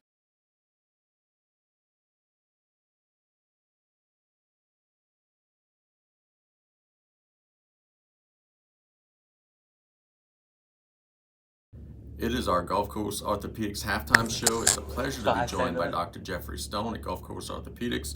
Doctor, you were telling me before we hit record that you specialize in shoulder and elbow injuries. Let's talk about some of the more common shoulder and elbow injuries that you see in athletes in a given year. Some of the most common shoulder injuries that I see are commonly instability where you tear what's called the labrum, which is what deepens the socket. It's very common with contact sports such as football and soccer. Additionally, we see labral injuries with overhead athletes such as in baseball where you tear what's called the superior labrum, called a slap tear. This is related to repetitive traction forces on the labrum itself. And with regards to the elbow, I see commonly Tommy John surgery, which is a tearing of the ulnar collateral ligament, and this is typically seen in overhead athletes such as baseball players, volleyball players, javelin throwers. You were telling me a minute ago that there's maybe some new things happening with Tommy John surgery where traditionally didn't they remove a ligament? Now there's some different things you guys are doing? So traditionally Tommy John surgery is performed where you harvest a ligament, one of your own tendons actually, the palmaris longus, to reconstruct the ligament which is the medial ulnar collateral ligament here. Now this is commonly amenable to what's called an internal brace, which is where we repair the ligament. They'll be augmented with this high tensile collagen coated tape, which has dramatically shortened the recovery time from 12 to 16 months down to 4 to 8 months. Dr. Stone, talk to me about exactly what you were just saying there. When we hear these terms like Tommy John and different things in the past, it sometimes was a death sentence to a career. Players would never recover. But talk to me about the enhances in technology. Now, people are coming back faster than ever, and in many cases, stronger than ever. That's correct. It's a misnomer that if you have Tommy John surgery, you go back throwing harder than you ever would before. That's not quite true. Basically, Tommy John surgery is to get you back to where you were throwing, where you should be throwing. With the ulnar collateral ligament repair with the internal brace augmentation, many patients that are throwing in the 90s at a much shorter recovery time, and again 4 to 6 to 8 months versus the traditional 12 to 15 months. That's amazing. In terms of prevention, what are some things that people could do to strengthen their shoulders and their elbows and different things to try to be as strong as they possibly can to maybe try to avoid having an injury in the first place? It's very important to warm up the shoulder prior to doing any kind of overhead activities, weightlifting, dynamically stabilizing the shoulder, the rotator cuff, with both your internal and external rotators will dynamically balance the shoulder and avoid injury. Also, too, periscapular muscle strengthening, working on keeping the shoulder blades back when doing any kind of activity. Essentially, having great posture when you're doing these types of activities will help you avoid injuries to your neck, your shoulders. It helps them avoid impingement and a lot of problems down the road. So, and additionally, core strengthening is really important for a lot of these events too. So, really, proper core, proper lumbar lordosis, basically keeping great posture will help you avoid injuries. Dr. Stone, you were telling me before we hit record that you've worked with some really famous doctors and some really amazing people. Tell us a little bit about your background, sir. So I did my residency at University of South Alabama. I had the opportunity to train under the world famous Dr. James Andrews, who I got to do a lot of surgery with. I became very close with him and wrote my letter of recommendation for fellowship, which is the reason I got the fellowship that I did, which is arguably the highest volume shoulder elbow fellowship in the country down in Tampa, Florida. Subsequent to training in Tampa, Florida, I trained in France with 2 world famous surgeons, Dr. Laurent Lafosse in Annecy, France, and then Dr. Pascal Bolo in Nice, France. That's amazing. Tell me about this. As a doctor, how fulfilling is it whenever you have someone who has a labrum tear or, gets the Tommy John and, it's going to be a long process for them. But then when you hear back from them later, however many months later, and they are recovered, how fulfilling is that to see that, the work that you guys did allowed them to get back on the playing fields? It's the best feeling in the world. I mean, it really is one of the most rewarding jobs I could ever imagine. I love my job. I would do this for free if I could. It's just, it's amazing being able to get athletes back on the field, back in the pool, back to doing things they want to do in life. What are some of the things that a student athlete should know? I know you were talking about stretching and posture and everything. What are some things that student athletes should know to try to better prepare them for their upcoming seasons to try to maybe avoid having injuries? Basically, preparation is key, just as you said. I mean, you really staying, cross-training, staying active, avoid couch time, screen time, those things in order to stay in shape to get ready for the season. 100%. And look, these injuries that we're talking about, do they happen also in non-athletes, like just as the average person was? I know a relative who tore his labrum, he just did it at work. Like, do you see these injuries in just the average person? All the time. These are very common injuries to see. More commonly, as you get older, you start to see more rotator cuff tears associated with this, not just labral tears, but it's very common. Repetitive impingement can cause these problems, or just a wear and tear over time. All traumatic injuries can happen too, so that's why it's important to maintain muscle tone, stay in the gym, stay active. Dr. Stone, we thank you so much for the time. All right, thank you. It is our Gulf Coast Orthopedics halftime show. I'm here with Dr. Christopher Eastonak Jr. at Gulf Coast Orthopedics. Doctor, tell us a little bit about yourself, sir. Morning. I'm Christopher Eastonak Jr. I'm an orthopedic spine surgeon here at Gulf Coast Orthopedic Clinic. We have a variety of orthopedic surgeons here to work on you, so if it's broke, we can fix it. In general, I do lumbar or cervical injuries. That's neck and back surgery and neck and back injuries. We treat a variety of conditions, from sports injuries like some of the players we treat, to offshore injuries, to car wrecks, to older people hurting their back in some form or fashion. So we do a variety of things at the clinic to help people. We have our own therapy here. We have our own MRI scan. We, of course, x-ray everybody. We have a surgery center behind us to take care of people acutely, and of course we use both hospitals in town and bring bigger surgeries or problem cases to those bigger places. But we have a variety of, like I said, orthopedic surgeons here, so anything injured we pretty much can take care of on site and do it expediently and all in-house. Doctor, you were telling me this is a bit of a calling for you. This is a family thing. You got several others in your family in the profession as well. Tell us a little bit about that. Well, I'm a third-generation surgeon. My grandfather on my father's side was a surgeon. My father's an orthopedic surgeon. On my mother's side, my grandfather was a dentist, and some of his sons are physicians. All my dad's brothers and sisters, a lot of those are physicians, and my sister's a physician, so there's nothing really, anything that I wanted to do besides this. I'm a local boy. I went to school at St. Matthew's right up the road from the clinic. I went to Vanderbilt Catholic High School, played linebacker on the football team, and went to college in Tennessee, medical school at LSU, and then training in Alabama and Texas. And I'm back here in my hometown doing what I always really wanted to do. So I guess I'm living the dream I made for myself. And I'm proud to have a beautiful wife and 4 beautiful children, all Vanderbilt graduates except for one who's a starting center, I think, in a junior year.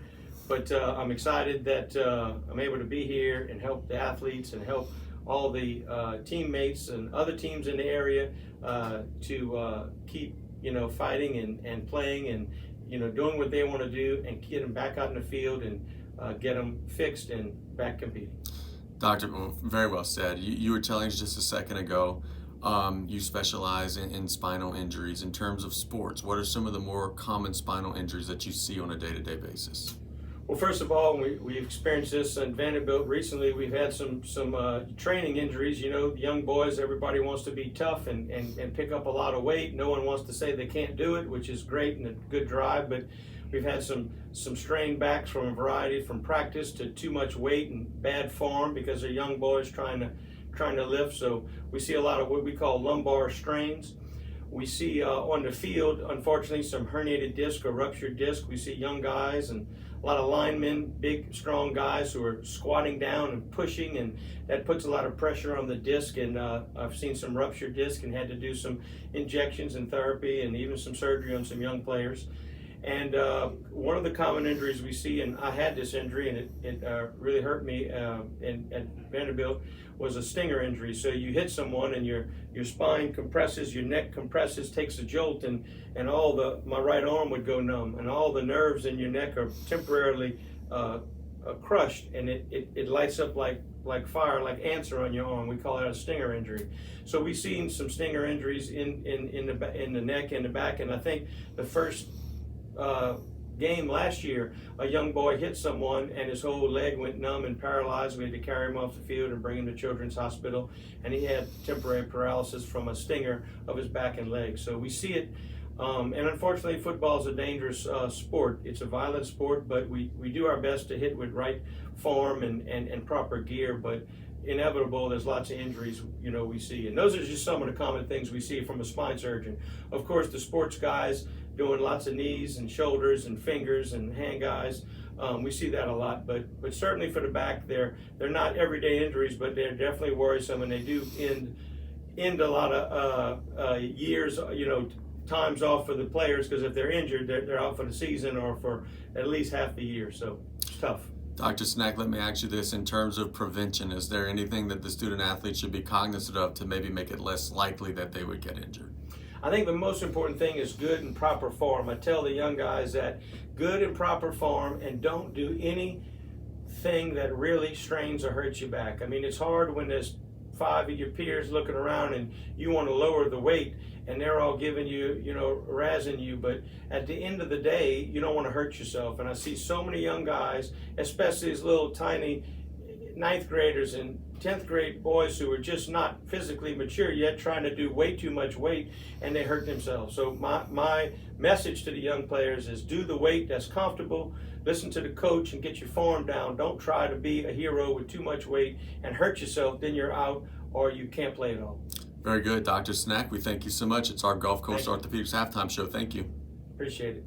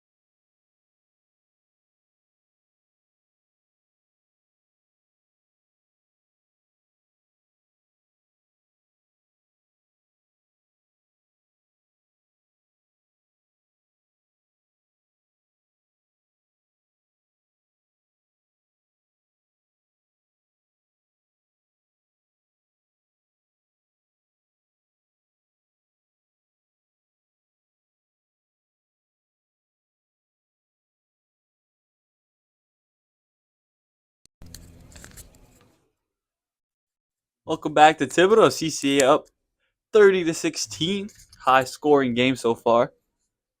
St. Edmund's offense was able to march down the field on their first couple of drives. And the CCA defense been coming up big last couple of drives. And of course, first start for the quarterback for CCA, Peyton Claymores, looks sharp so far. See if he can keep it up. Yep, he's been very good, man. Very, very good. This is a big first possession of the third quarter, by the way, for St. Edmund. 2 possession games, 30-16. Blue Jays set to receive.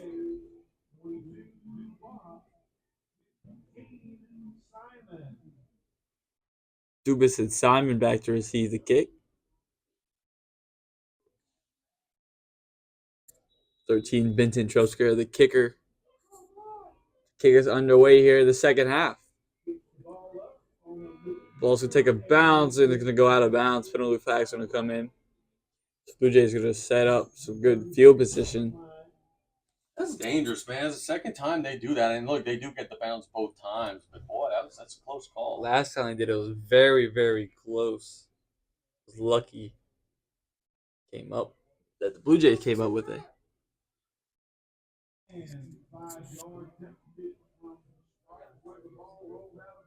Blue Jays been keeping it on the ground.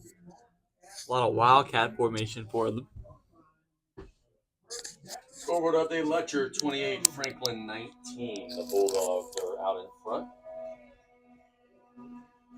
CCA defense can't fall asleep, though. We've seen the Blue Jays try to take some shots down the field. Here's a snap, hand up the middle, creeps through the line, gain about 5. Nathan Drake's on the carry. Good push from the Blue Jay offensive line.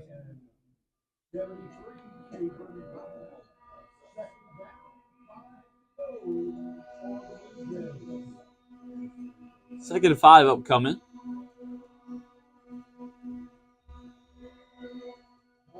Keeper up the middle, go bounce it up to the right. Zon Breacher on the carry. It'll be a first down, Blue Jays.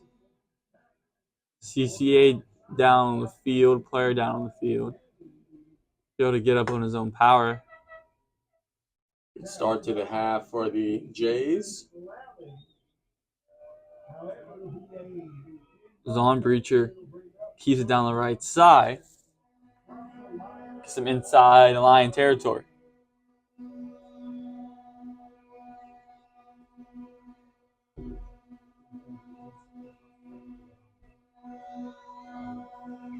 Running backs on both sides is on Breacher. Right side, got some green guys in front of him. Gets the first, fighting his way down to the 24. Big run from the Blue Jay running back, Driggs.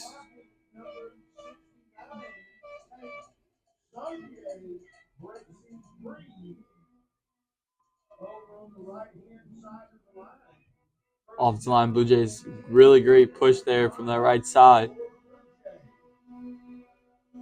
First and 10. Blue Jays keep it on the ground, this time to the left side. Tiptoes his way for a gain about 2. Cooper bears this on carry, his first carry. You said earlier in the week, Coach Turner said he wanted his team to match the physicality. They've done better. Early in the game, it was a challenge. They've done better on the defensive front, slowing down that run game. 2 running backs stay in on each side of the quarterback. Right side, followed on a blocker. Just short of the first. A 6-yard gain. 3rd and short.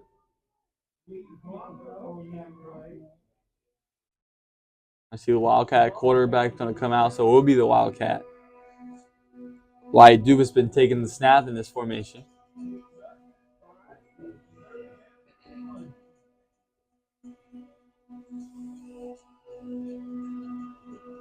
Third and short.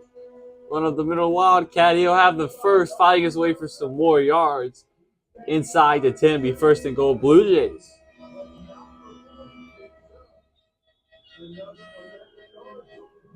Good push push there up front. Good job by the ball carrier finding that seam. Ball at the 9.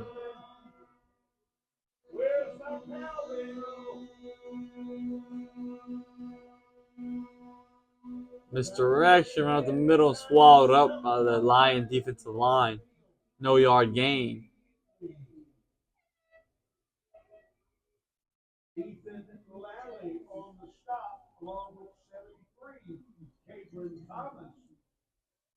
Cameron Thomas able to wrap him up.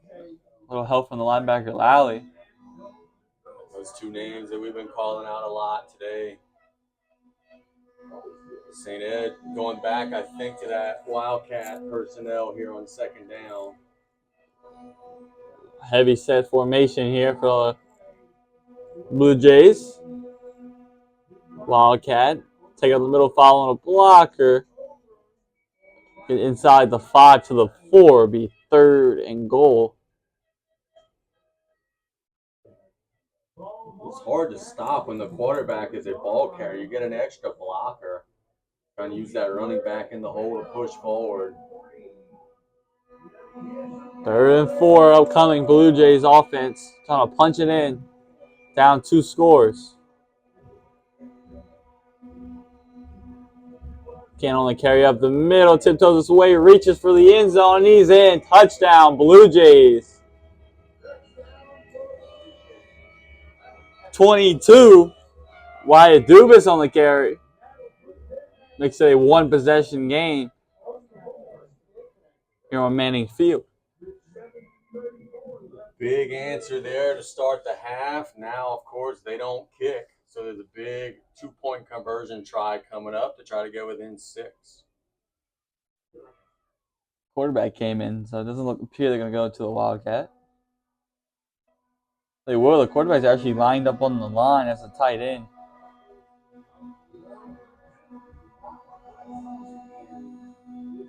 Take it to the right side, cuts up to the middle, and he's going to get in. 2-point is good.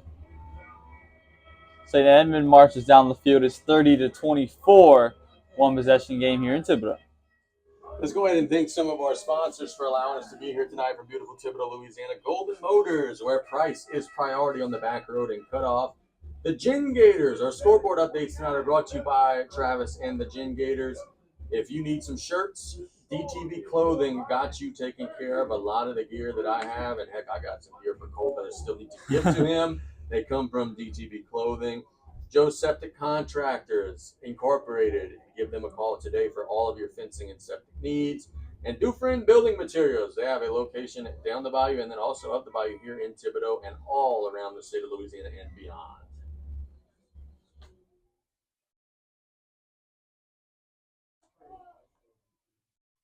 Lions set to receive the kick. Perkle back deep.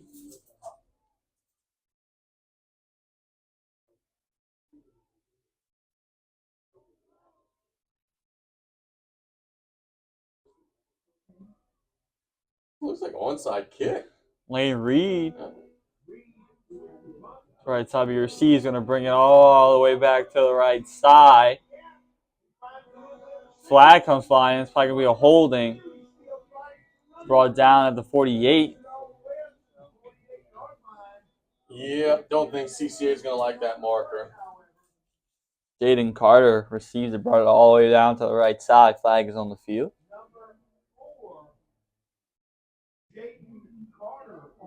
EDY leads 35-7 over St. Michael. Vanderbilt 49-10 over Carver.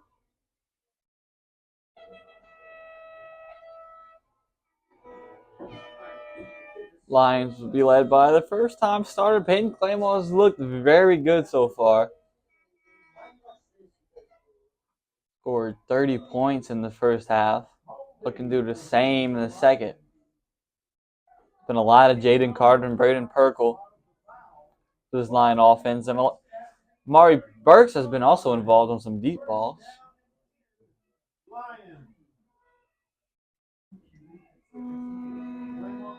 Perkle's going to take the carry, bounces out to the left, gets the edge, has a block from our receiver. Flag comes flying in That's going to be brought back. A holding by the wide receiver trying to block for his running back.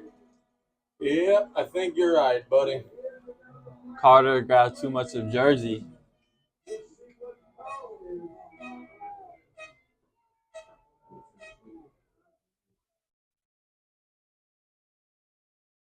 The official call here.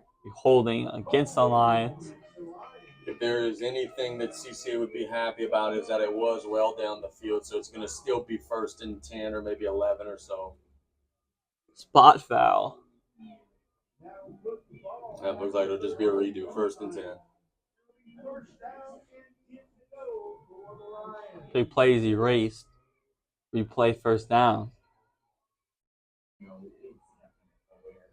3 wide receivers at the top of your screen. Perkle in the backfield with Claymont. Carter's going to motion alone to the bottom of your screen. 1-1 matchup. Claymont looking his way. Curl route is completed. Makes the move, gets to the 40. Brought down. Number 22, Griffin Beebe. Excuse me, wrong roster. Wyatt Dubas on the tackle. The Lions the first down.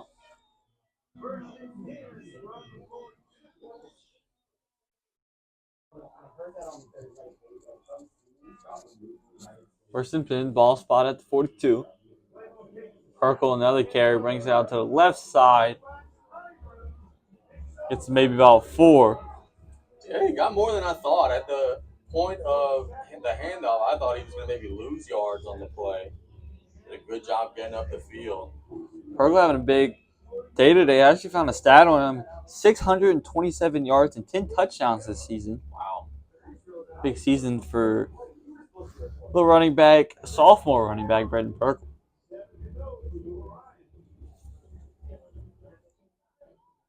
Second and 6 for the Lions. Reached the 5-minute and 30-second mark here in the third. Perkle to the left side. Get the edge. Flag comes flying in. It's going to be another holding possibly. Yeah, it's certainly in that area. We'll see. Head judge to the flag. There's a holding against the Lions, so that play is going to be erased.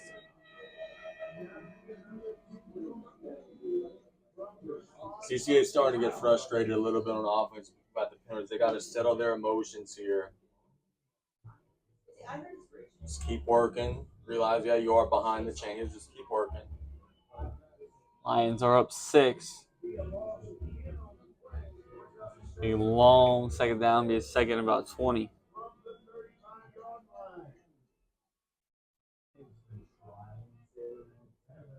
Motion Carter to the right side.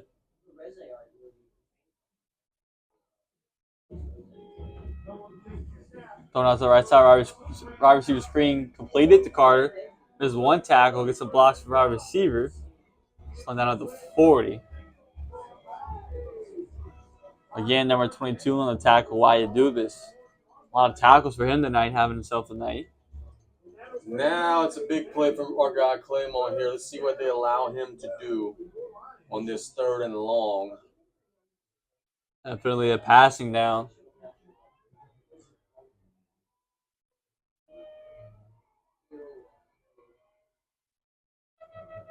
Our receivers either been Burks or Carter tonight.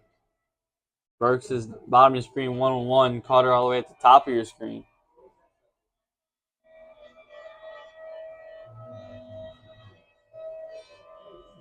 Claymore looking towards Burks. That's complete over the middle. Has the first down and brought down. Claymore to Burks on the pitch and catch. Little post route. Burks comes out limping. So he's going to stay out there. So big play from Peyton Claymore.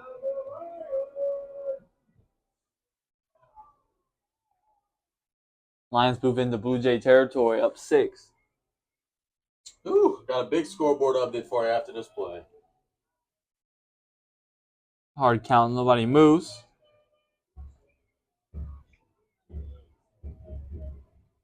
Claymore trying to communicate with his offensive line. Play clock at 2 seconds. Gets it off. Perkle on the carry to the right side. Good tackle by number 24. Owen Cart. Good open field tackle. Scoreboard update brought to you by the Gin Gators. I don't know how this happened, but it did. It was 36-21 Southside over Terrebonne at the half. 1 minute into the third quarter, it's now 36-35. Terrebonne has scored twice in 1:11. No clue how, but we got a 1-point game. Terrebonne comes marching back all the way at Southside. No gain on that play. It's a 2nd and 10. Claymore looking to throw it downfield to Burks. He's open and it's caught. The toe drag. It'll be completed at the 18-yard line. Burks has been used downfield. Claymore with a really nice throw.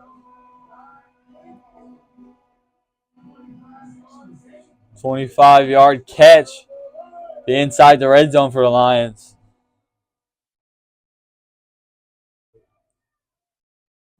Perkle's going to get it up the middle.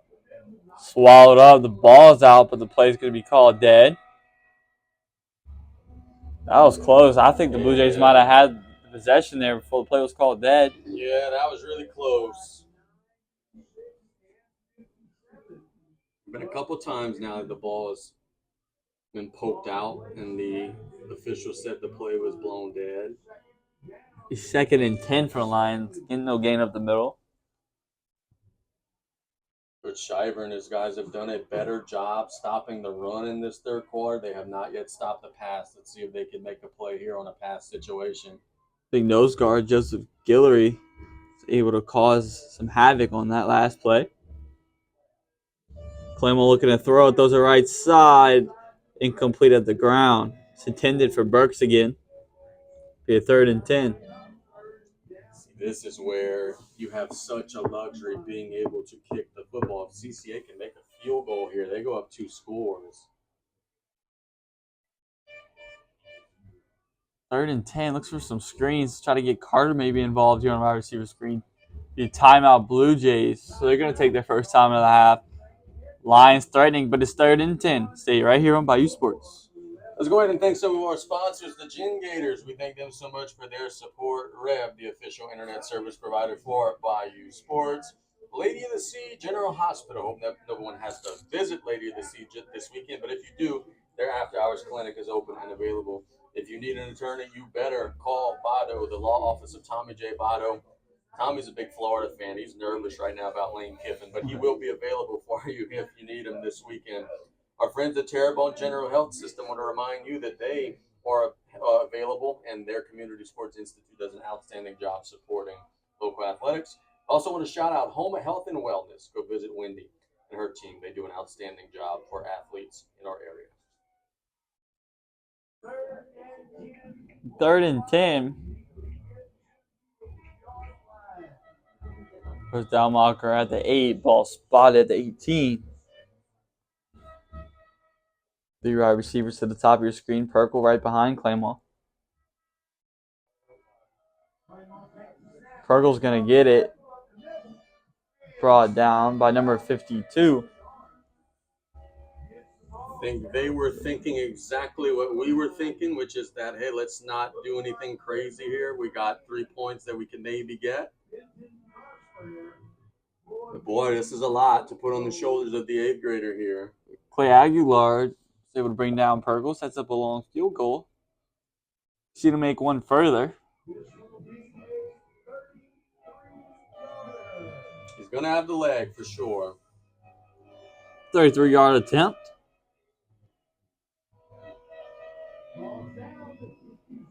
Kick is up and is no good. Wide left. St. Edmund on a big stop keeps this game in one possession. They will have the football. With 1 minute and 4 seconds left here in the third quarter. Man, oh man, things have gotten interesting here in this third quarter, a fast-moving third quarter. And I wonder if St. Ed scores, would they attempt an extra point? Are they capable of making an extra point? Score ties it, but extra point will take the lead. 2 point will take the lead. Big drive upcoming for the Blue Jay offense.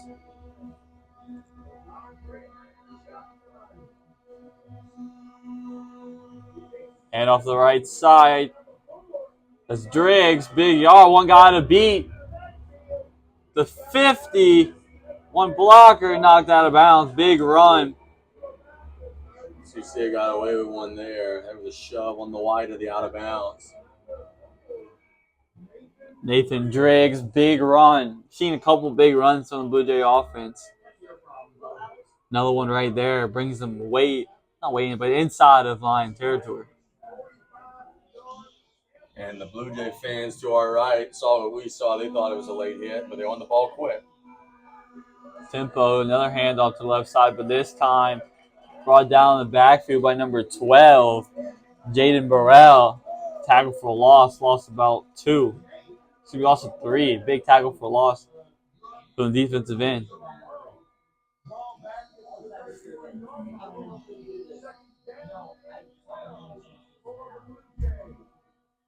Second and 12. Play clock's at 22. Game clock at 24. About 2 seconds separate the game clock and play clock.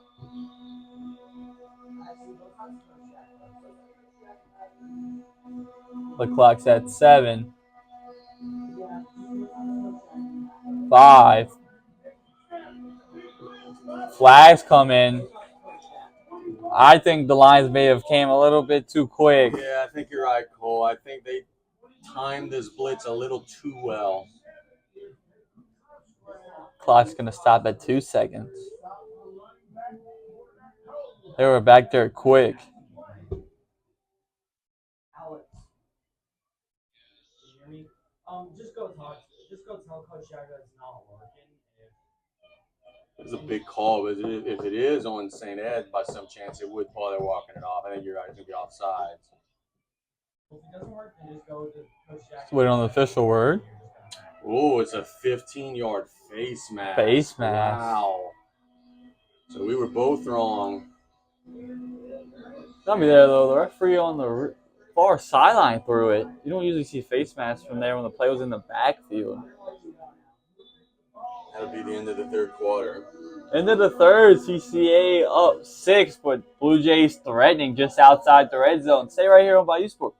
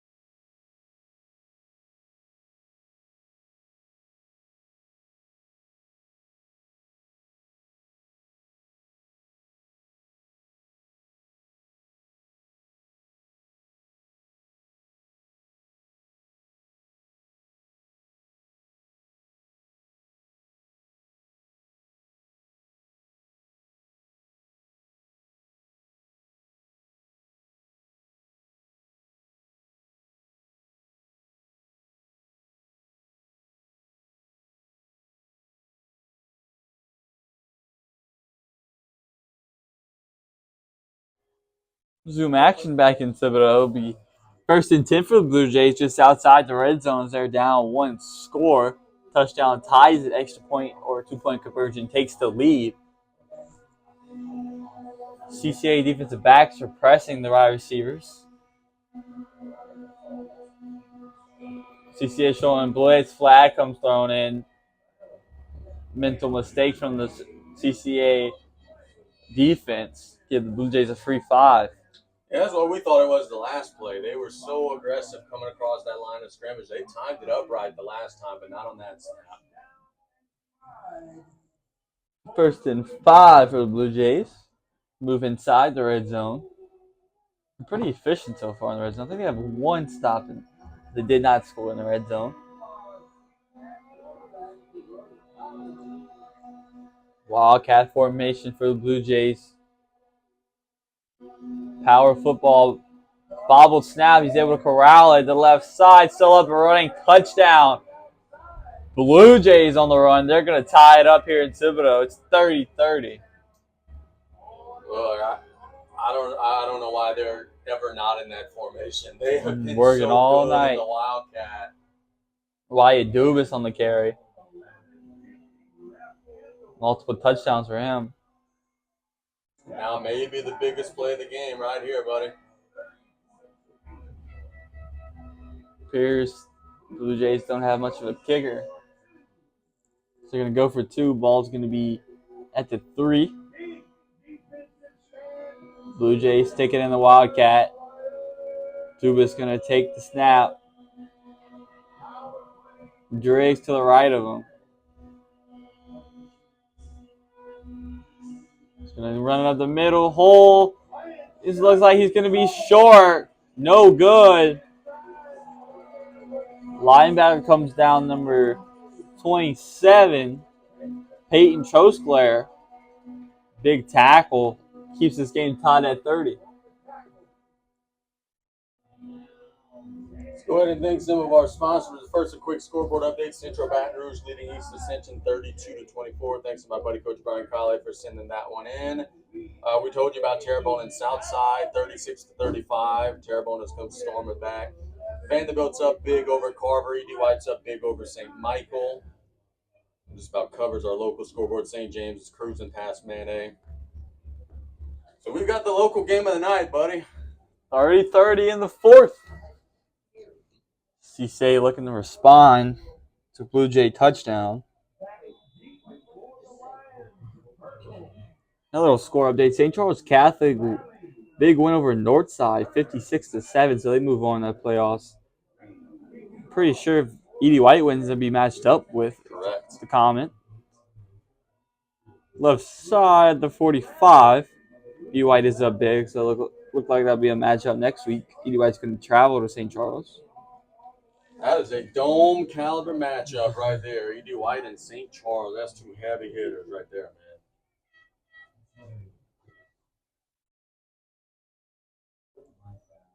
man. CCA's got to stay ahead of the chains and stop getting in their own way. They had some costly penalties on the last drive.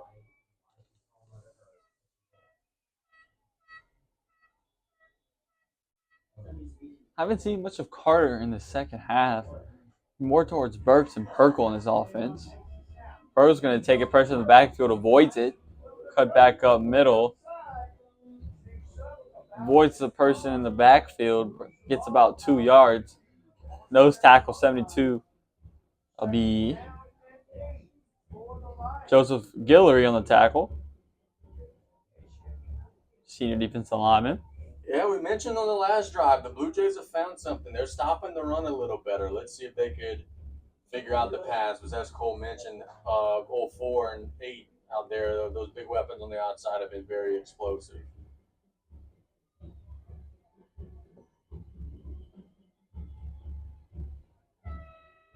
Run the Perkle again to the left side.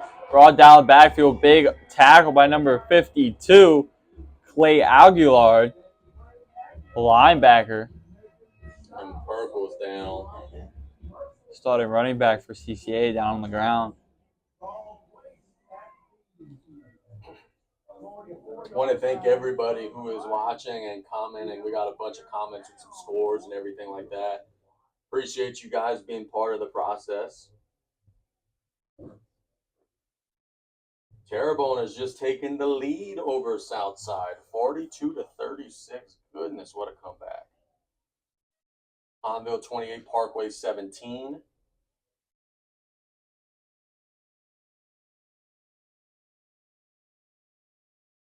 We have already generated 7,400 views, Mr. Trosclair. Awesome. There we go. We got the Terrebonne game on in the booth. Well, that's a big, as Perkle walks on, that's a big shock, man. It was 36-21 At the half, and then Terrebonne has just come storming back. Explosive offense. Owen Oliver and the Bear. I was about to say, sometimes there might be a bear roaring out there in Lafayette. So Perkle's able to walk himself off the field. Huge play here. CCA doesn't want to give it back to him. 3rd and 11, upcoming. Claymore looking to pass, the right side, throws, and it is knocked incomplete. 21, Laney Reed, the senior defensive back. Senior safety, excuse me. Timber pass deflection was intended for Burks, bringing up 4th and 11. So as good of a defensive possession as we've seen there for St. Edmund, they get a 3 and out, don't give up any yardage, and now they'll have a chance to take a lead here. CCA is going to punt it away. Benton Trosclair are going to punt it away. Good one. Receive, brought up the middle. Breaks one tackle, then corralled by a couple of Lions.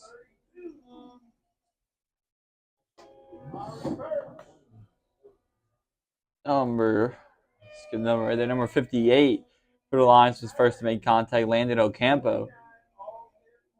Played baseball with him back in the day. There's no way someone at CCA would play baseball, huh? He's still on the team. Mom, Lindsay. Baseball program there.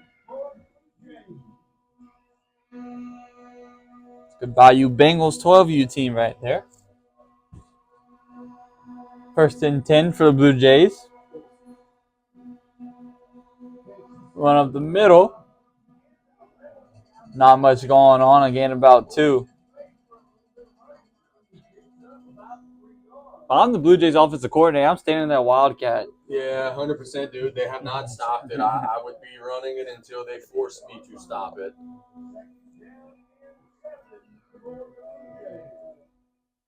Number 22, Wyatt Dubas have been having a great game on the ground so far.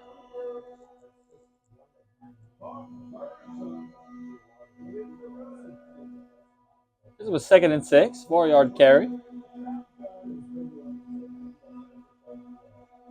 One safety back for the Lions, bringing a little bit of pressure. Over middle, wide open, it's complete. So number 9, Smith down the right side. Tackled by number 24, Patrick Williams, big pitch and catch. Haven't seen much in the air for this Blue Jay offense. That was an outstanding play call from Coach Shiver and his staff. Everybody was expecting run. They put it in the belly of the running back, pull it out, and then hit a receiver wide open down the middle of the field. Blue Jays want some tempo offense with a chance to take the lead. Run to up the middle of the left side, fighting his way. Good first down run, help getting some push. Be right on the first down marker. Ball right at the 20.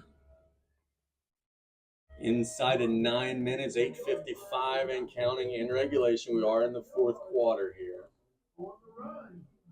He's 2nd and 1, so just short of the first.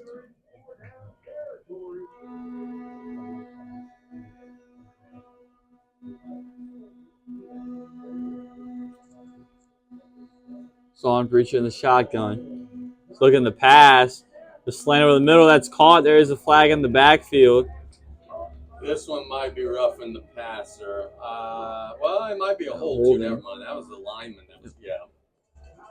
So that pitch and catch is going to be erased. He's 2nd and 7 now. I saw a white jersey laying on the ground with a flag on top of him. I thought it was the quarterback. It was actually the offensive guard.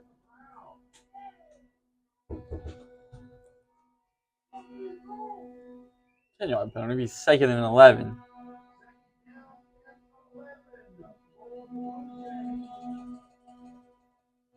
Horns blaring. Lions looking for a big stop.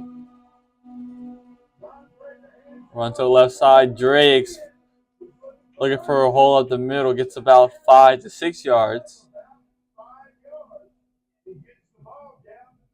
But it is worth mentioning, if it sounds loud in here, Cole and I are in an insulated press box. Imagine on the field, it must be extremely loud with those horns. Big 3rd down coming up. Definitely fourth down territory. Can they get close enough to justify bringing the big boys and the Wildcat in? I think they can do Wildcat right now and get about 6 to 7 yards.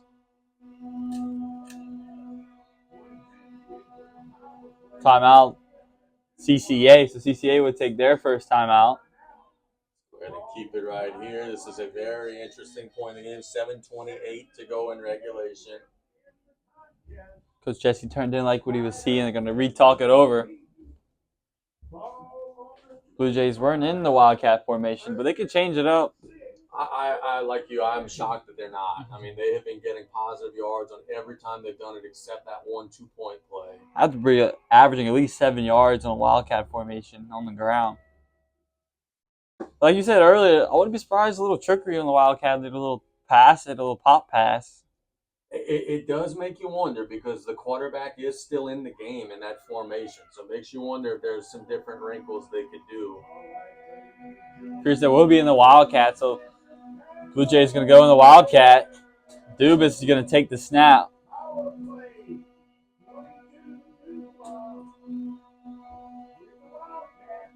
Here's the snap. Going to take it to the right side. Has a hole. He's at the 15. Fights his way all the way up to the 12. Big run. They'll give the Blue Jays a first down. It's like we said, that Wildcat formation has been unstoppable for the Blue Jays tonight. Yeah, there's just no reason to do anything else. I mean, that's been their bread and butter tonight. They have bullied them up front. They get all the way down to the 11, so they still could get a first down. Reached the 7-minute mark in the fourth quarter, tied at 30. Gonna stay in this Wildcat formation. Dubas gonna take the carry up the middle to the left side, followed some blockers, hurdles. Ball will be at the 4, so be second and about 3. Clock is not a factor yet, but it is something that is starting to grind down as we're midway through the fourth quarter. Each team has 2 timeouts remaining.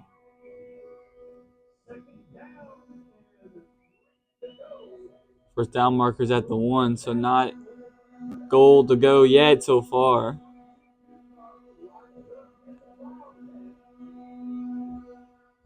Dubas is going to take the carry up the middle left side and touchdown, Blue Jays.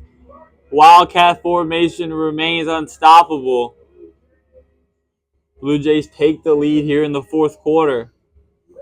And now you got the biggest play of the game right here. If they convert this 2-point play, I don't think they could get beat in regulation unless if something crazy happens. I don't know there'd be enough time for that many possessions.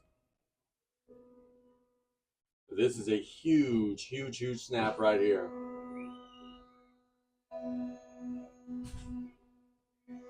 So stick in the Wildcat. Why not?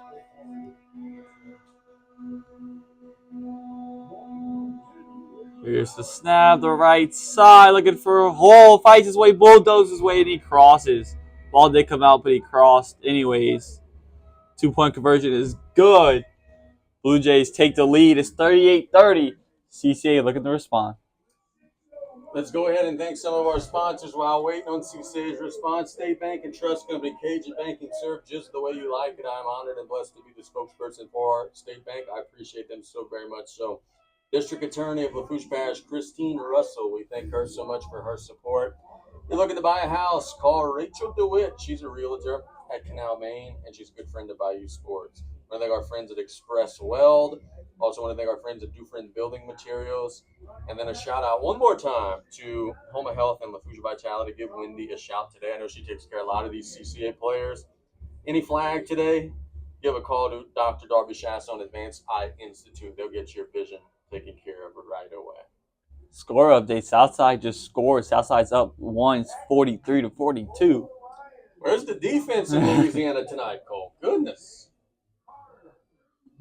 Southside runs that triple option offense. Very hard offense to stop. We got a good one right here in front of us. That 2-point play was huge for St. Ed, because now CCA, they not only have to score, they have to score and get a conversion. It's interesting to see if Perkle's back out there. He came up limping. He's on the sideline right now. Usually he's a kick returner. Received. Brought to the middle. Has a hole. Tackled at the 50. Good return. Tackled by number 21, Laney Reed. 21, Lucas Lally on the kick return. 26-yard kick return. Great field position. Now you got I'll call him a rookie. He's not a rookie. He's a junior. But now you got a guy making his first start. Down 8 in the fourth quarter in the playoffs. Go get him. Claymont has been so good today. Can he pull a rabbit out of his hat one more time here? Biggest drive of his high school career so far. 100%. Good to see Perkle's back out there if he came limping off last drive.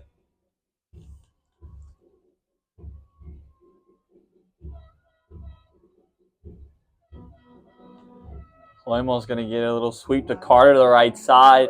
Has a hole. Foot race. He's at the 20. This would be a CCA touchdown. First play, Jaden Carter. What a night for the wide receiver.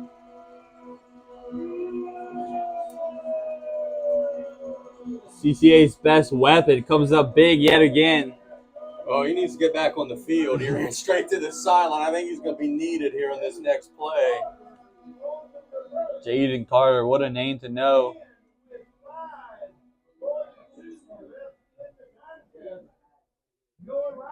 Lions are still down 2. They're going to go for 2 to try to tie it up. Big play right here. Blue Jays, they've been keeping it on the ground, so they're going to try to burn some clock if they don't get it here. Even if they do, they're going to still probably burn some clock. Yep.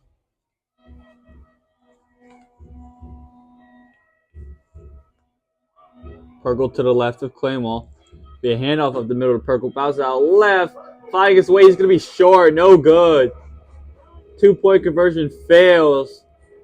St. Edmund still has the lead up 2. They will get the football. Go ahead and keep it right here. We will run down the scoreboard. Southside 43, Terrebonne 42, 10:49 to go. Barb 42, West Monroe 28, Ouachita Parish leading Descrant 21-19 with 6 minutes left. St. James 46, Mane 6. That is our scoreboard. Oh, Vanderbilt up 49-24. They put in some backups and Carver got some scores. Thanks to Coach Ron and all the gang. I'm gonna have to get you in on this group chat. They send us scores every Friday night. Lions will kick it away.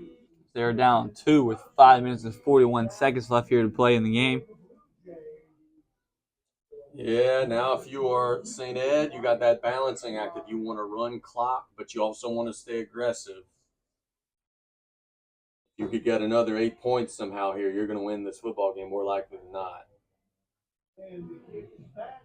Good kick as we receive by number 15. Nowhere is the run to be tackled at the 19. Good coverage by Lions special teams. Hudson Simon. Not much running room for him. It's a really good kickoff by the 8th grader. And Cole, bad news. Perkle on the sideline, he can't even put any weight on that ankle right now. He's getting helped off by my guy Brett out there. So that's not good. I don't know that we're going to see him again after the way he's limping down there. Show good fight. He stayed in the game. Gave it to him a 2-point conversion. Good playmaker for the CCA offense. Thought Richard's going to hand it off to Dre. He's going to cut it up middle. Gain about 4. Clock's going to tick at 5:15 left to play. Every first down, the old cliche is about 2 minutes and 30 seconds off the clock. There's 5 minutes and counting. So you figure with the timeouts, 3-4 first downs here, and they could pretty well wrap it up. But that's easier said than done as the Lions are trying to get a stop. St. Edmund's going to use the timeout here.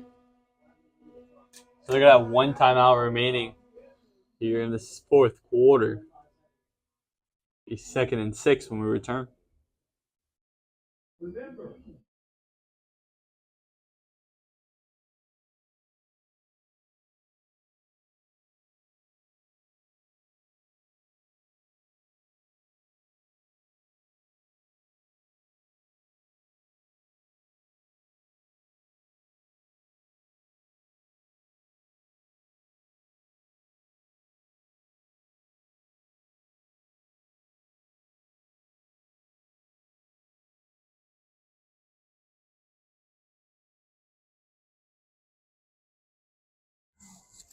Turn back to action. St. Edmund facing a 2nd and 6. So they're trying to burn some clock at up 2. Again, like Mr. Casey said, they're trying to stay aggressive. Don't want to give the Lions the ball back with too much time remaining. Lions still have 2 timeouts. Read option, quarterback's going to keep it, cuts it up middle at the 30-32. Be a first down, Blue Jays. Great call by Coach Shiver again, man. The CCA's blitzing. They're bringing everybody, and they just used their aggression against them there. Quarterback saw that the defenders were pinching in, trying to stop the dive. He just kept it and bounced outside. RPO gives the Blue Jays the fresh downs. And time is becoming a factor now. If you're a CCA, another first down or 2, it's going to be really tough. This was having a meeting with Coach Jesse Turner right now. Coach Turner's not too happy. Doesn't agree with some call.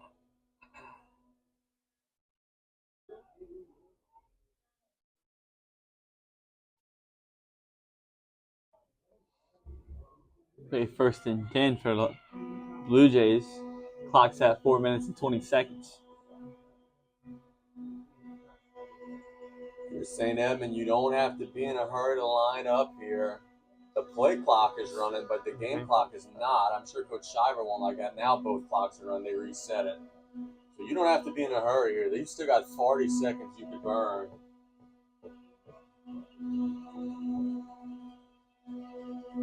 I think they will take every one of those 40 seconds.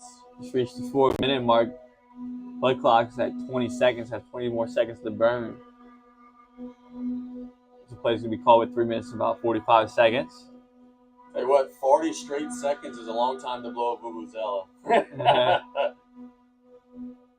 The middle flag comes flying in. So that's going to stop the clock, actually. Be about a 3-yard carry. I wonder, and I don't know where the flag is, but I wonder if Jesse just got a penalty because he slammed his play sheet down. It was on the field to start the play. I think this one might be on CCA's sideline. I think it might be a sideline warning on Jesse. Yeah. Good sideline warning. 2nd down. And do you have the game clock still rolls, or is it going to stop? I think it's going to roll. I think it's going. Whenever he blows it in play, I think it's going to roll. Yeah, there we go. Play clock's going to roll. 3 minutes, 30 seconds left. Blue Jays up 2. Lions looking to keep their season alive. Armbreacher throws it out to the left. Obviously, he's not even looking. Flag comes in from the back judge. Oh, Cole, this was their get off the field free card right here. It was going to be an incomplete pass. As you mentioned, the wide receiver not even looking. But I think it's going to be offensive interference. Pass interference against the Blue Jays. Big call. It's going to be pass interference. The wide receiver wasn't even looking at the ball. I didn't think he knew it was passed to him. I think it was an RPO, and they thought it was a run play. He was blocking down the field, and, oh, shoot, the ball's coming my way, and I'm blocking. If I'm Coach Shiver, and I know we're beating a dead horse here, bring the doggone Wildcat in and just run it 2 times. I think that's your best chance here to get 17 yards. Has some big rushes in this game, about 20-plus runs. 2nd and very long. Clock at 3 minutes and 19 seconds. Here's a snap. Little bobbled snap's going to hand off to Driggs. Gets in the second level, brought down by the safety. Big run makes this a very manageable third down. That was very close to disaster for the Blue Jays. It was almost a muffed exchange, an outstanding job by the quarterback and the running back. And now we got a huge play because we're inside of 3 minutes. CCA has 2 timeouts. If the Blue Jays get a first down here, it's going to be tough for the Lions. It won't be over, but it's going to be very tough. 3rd and 4. Good tackle by that safety for the Lions. Made a save the touchdown. That was Patrick Williams. Wildcat formation. Dubas going to get it right side. Looking for a hole. Has one. First down is going to be a big run. This game might seal it. He's celebrating on the run at the 20 and knocked out of the 11. That might seal it. Why did he go out of bounds, Cole? I think he was actually looking to his sideline and was wanting to know whether he should score or not. But then he just kind of panicked and got caught on the sideline as Cole realizes that his Pelicans just blew a lead in the 3rd quarter again. But man, that's costly. That's 40 seconds right there, and it's like it gives CCA a free timeout. See that LSU running back Holland Berry last week fell down before he scored. I honestly, because it looked like he was maybe like trash talking, but he was looking towards. Looking to the sideline. Yep. I think he was trying to figure out from his staff, hey, do you guys want me to score or not? 1st and 10. Balls be spotted at the 11. They're gonna stay in the Wildcat. Why not? Run up the middle, hurdles over the pile. Gets about a yard. Left his feet. So Coach Turner he has one play where he can't stop it, and he's choosing this one right here. The next 2 would be timeouts, assuming that you do get the stops. And I'll tell you this, Cole, if St. Edmund does break into the open field and has an opportunity to get down at the 1, the game would be over. Clock's at 1:40 seconds. Blue Jays up 2 over Covenant Christian. Wildcat formation, run to the right side. Dubas looking for a gap.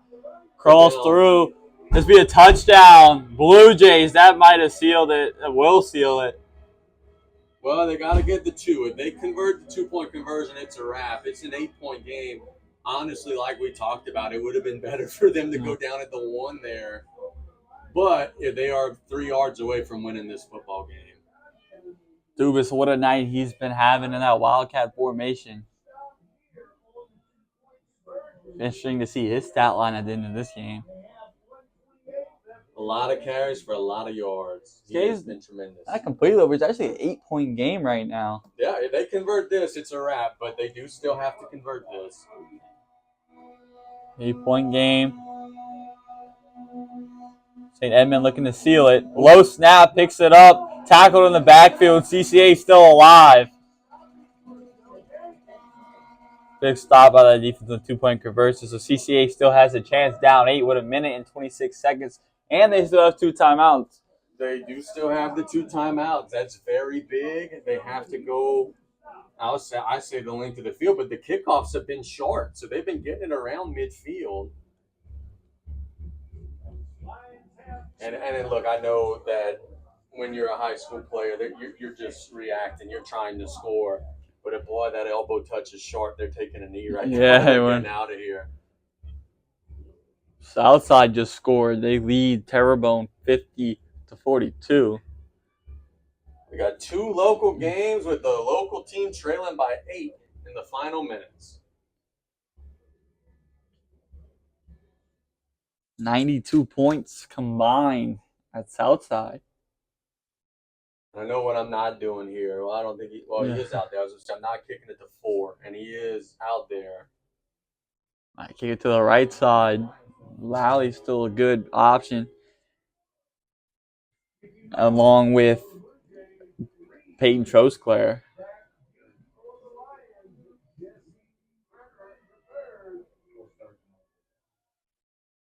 Turner is all the way in the back, but they have not been kicking it that far. The official is holding the football, so he's not allowing him to kick Coach Turner as a question. I'm not exactly sure what he's. Looks like they're pulling Turner off the field for some reason.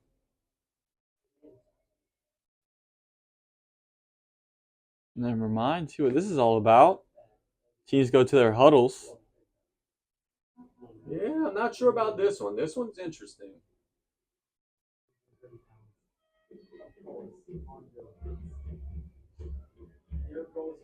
Oh, I see what it is. Look at the 3-yard line. Oh, throw up? Yeah, I think the return man puked out there. Yeah, they're scrubbing that down right now, and I think that's why they pulled him out of the game. Because our guy Turner, I think he puked. I know he puked. But obviously, they're not going to show that to you. It's gross, but yeah, they're taking care of that out there. Put a little Whit Weeks out there. Yep. I was wondering why they were trying to pull a player out of the game, but yeah, we certainly see why now.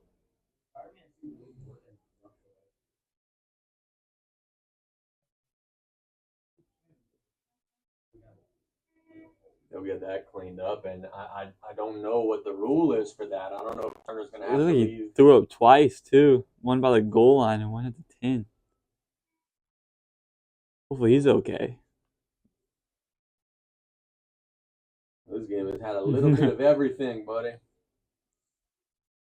CCA is hoping that they got at least another touchdown and a 2-point conversion left in it, too. CCA trying to keep their season alive. Championship hopes still alive. And Turner was allowed to stay in the game.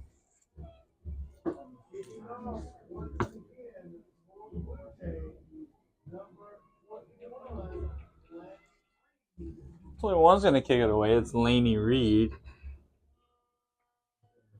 Look, he's aiming for the right sideline. Where Lally and Troskler are lined up. Let's go kick up the middle. They're going to flip it back to Carter. Carter's going to take it. Has it. Get out the left sideline. Looking for a block. The 50 and run out of bounds. Smart play. Flipped it to him. Get to the hands of their playmaker. Now you got 1:23 to go 50 yards with 2 timeouts. I don't know how much of a factor clock is now, man. You think you're in pretty good shape. It's been pretty accurate in the air. He's having one heck of a night for his first career start. I'm Coach Shiver. I'm saying 8 and 4 are not beating me. Now, I know that's easier said than done, but I'm making somebody else step up and make a play. Perkle's not out there, so not good news for the CCA offense.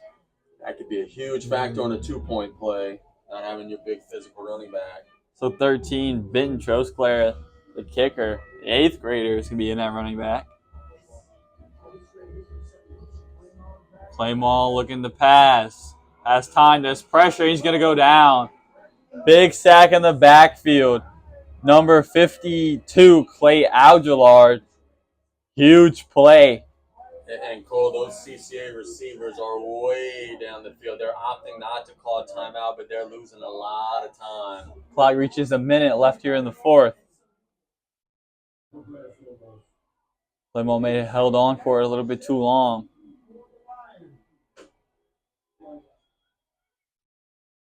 Spread formation. 45 seconds and counting. Claymore drops back. There's pressure. He's going to throw it deep down the field to Carter. It's going to fall incomplete.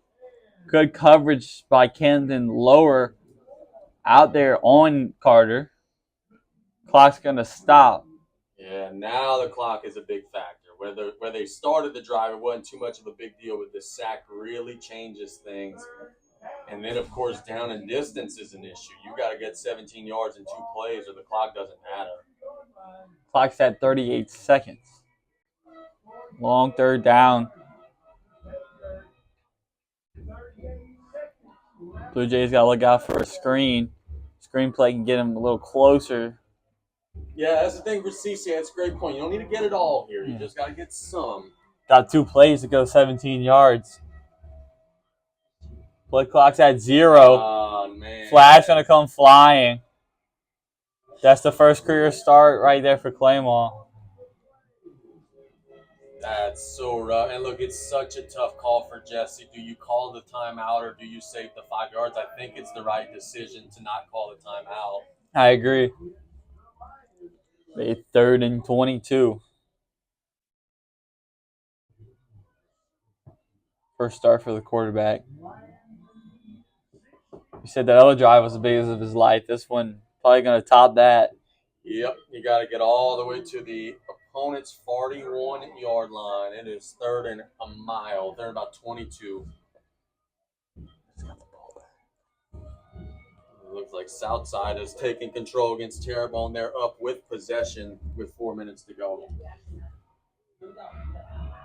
Play clock's at 0. They're going to get it off just in time. Carter to the right side. Flags come flying. This is not going to stand. Well, I think they might decline it after seeing the result, but the receivers are moving forward. That's going to be illegal shift because there was chaos out there on the home sideline. Coach Turner's not happy with his quarterback. Owen Trosclair is right out there with him. Showing good leadership. I'm a little surprised Coach Shivers opting to take the yardage and not the down there. They could have made it 4th and about 18. Yeah.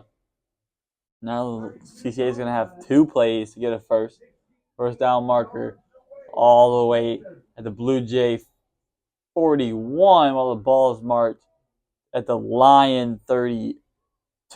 So a long field to go.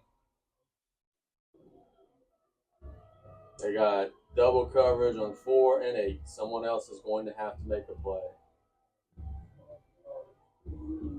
Play clock's at 3. Here's a snap. Claymore look to the right side. Fires over the middle. It's caught by Burks. It would be a 4th and 13. Clock running. Clock's not running actually right now. Yeah, I think I call a timeout. Yeah, call a timeout. I think honestly that's a good play for both teams. CCA gets a little closer. St. Edmund doesn't give up the big play. Now it comes down to this. If you don't get the first down, it doesn't matter. It'll be victory formation on the next snap. 29 seconds left here to play. CCA looking to extend their season. St. Edmund looking to come on the road to knock off CCA. Yeah, been a very rowdy environment, man. This is a tough place to play tonight. If you do get the first down, if you're CCA, you have to decide right away, are we clocking it or are we calling our final timeout? Clock would stop momentarily.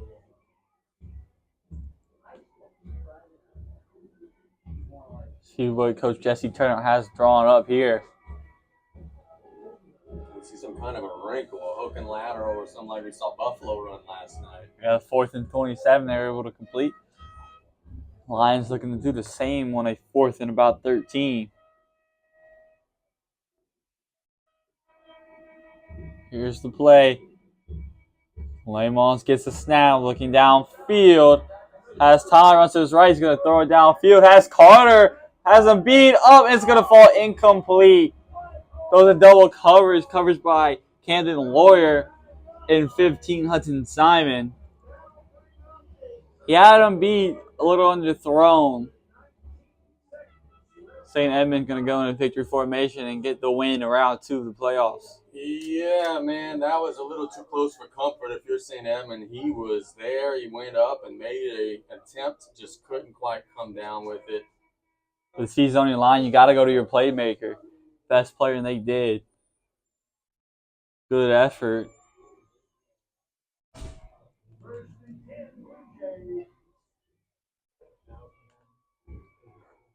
First and 10, Blue Jays. Not really a victory formation-ish. They have 3 backs in the backfield with the quarterback. They're just going to knee it.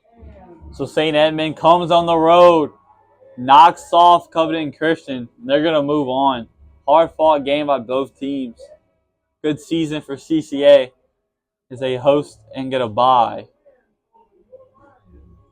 Yeah, man, they fought. They sure did, and they overcame a lot of stuff this year. A lot of injuries, a lot of different situations. And even tonight they fought. They were against some adversity, but man, that big power run game of St. Edmund was just too much for them to overcome. So Edmund keeps it on the ground and runs their way to a 44-36 victory in Thibodaux. Thank you so much for watching here on Bayou Sports. I'm Coach Trosclair alongside a great friend of mine, Mr. Casey Glisclair. Just clear. Gisclair. Thank you for watching. Good night, everybody.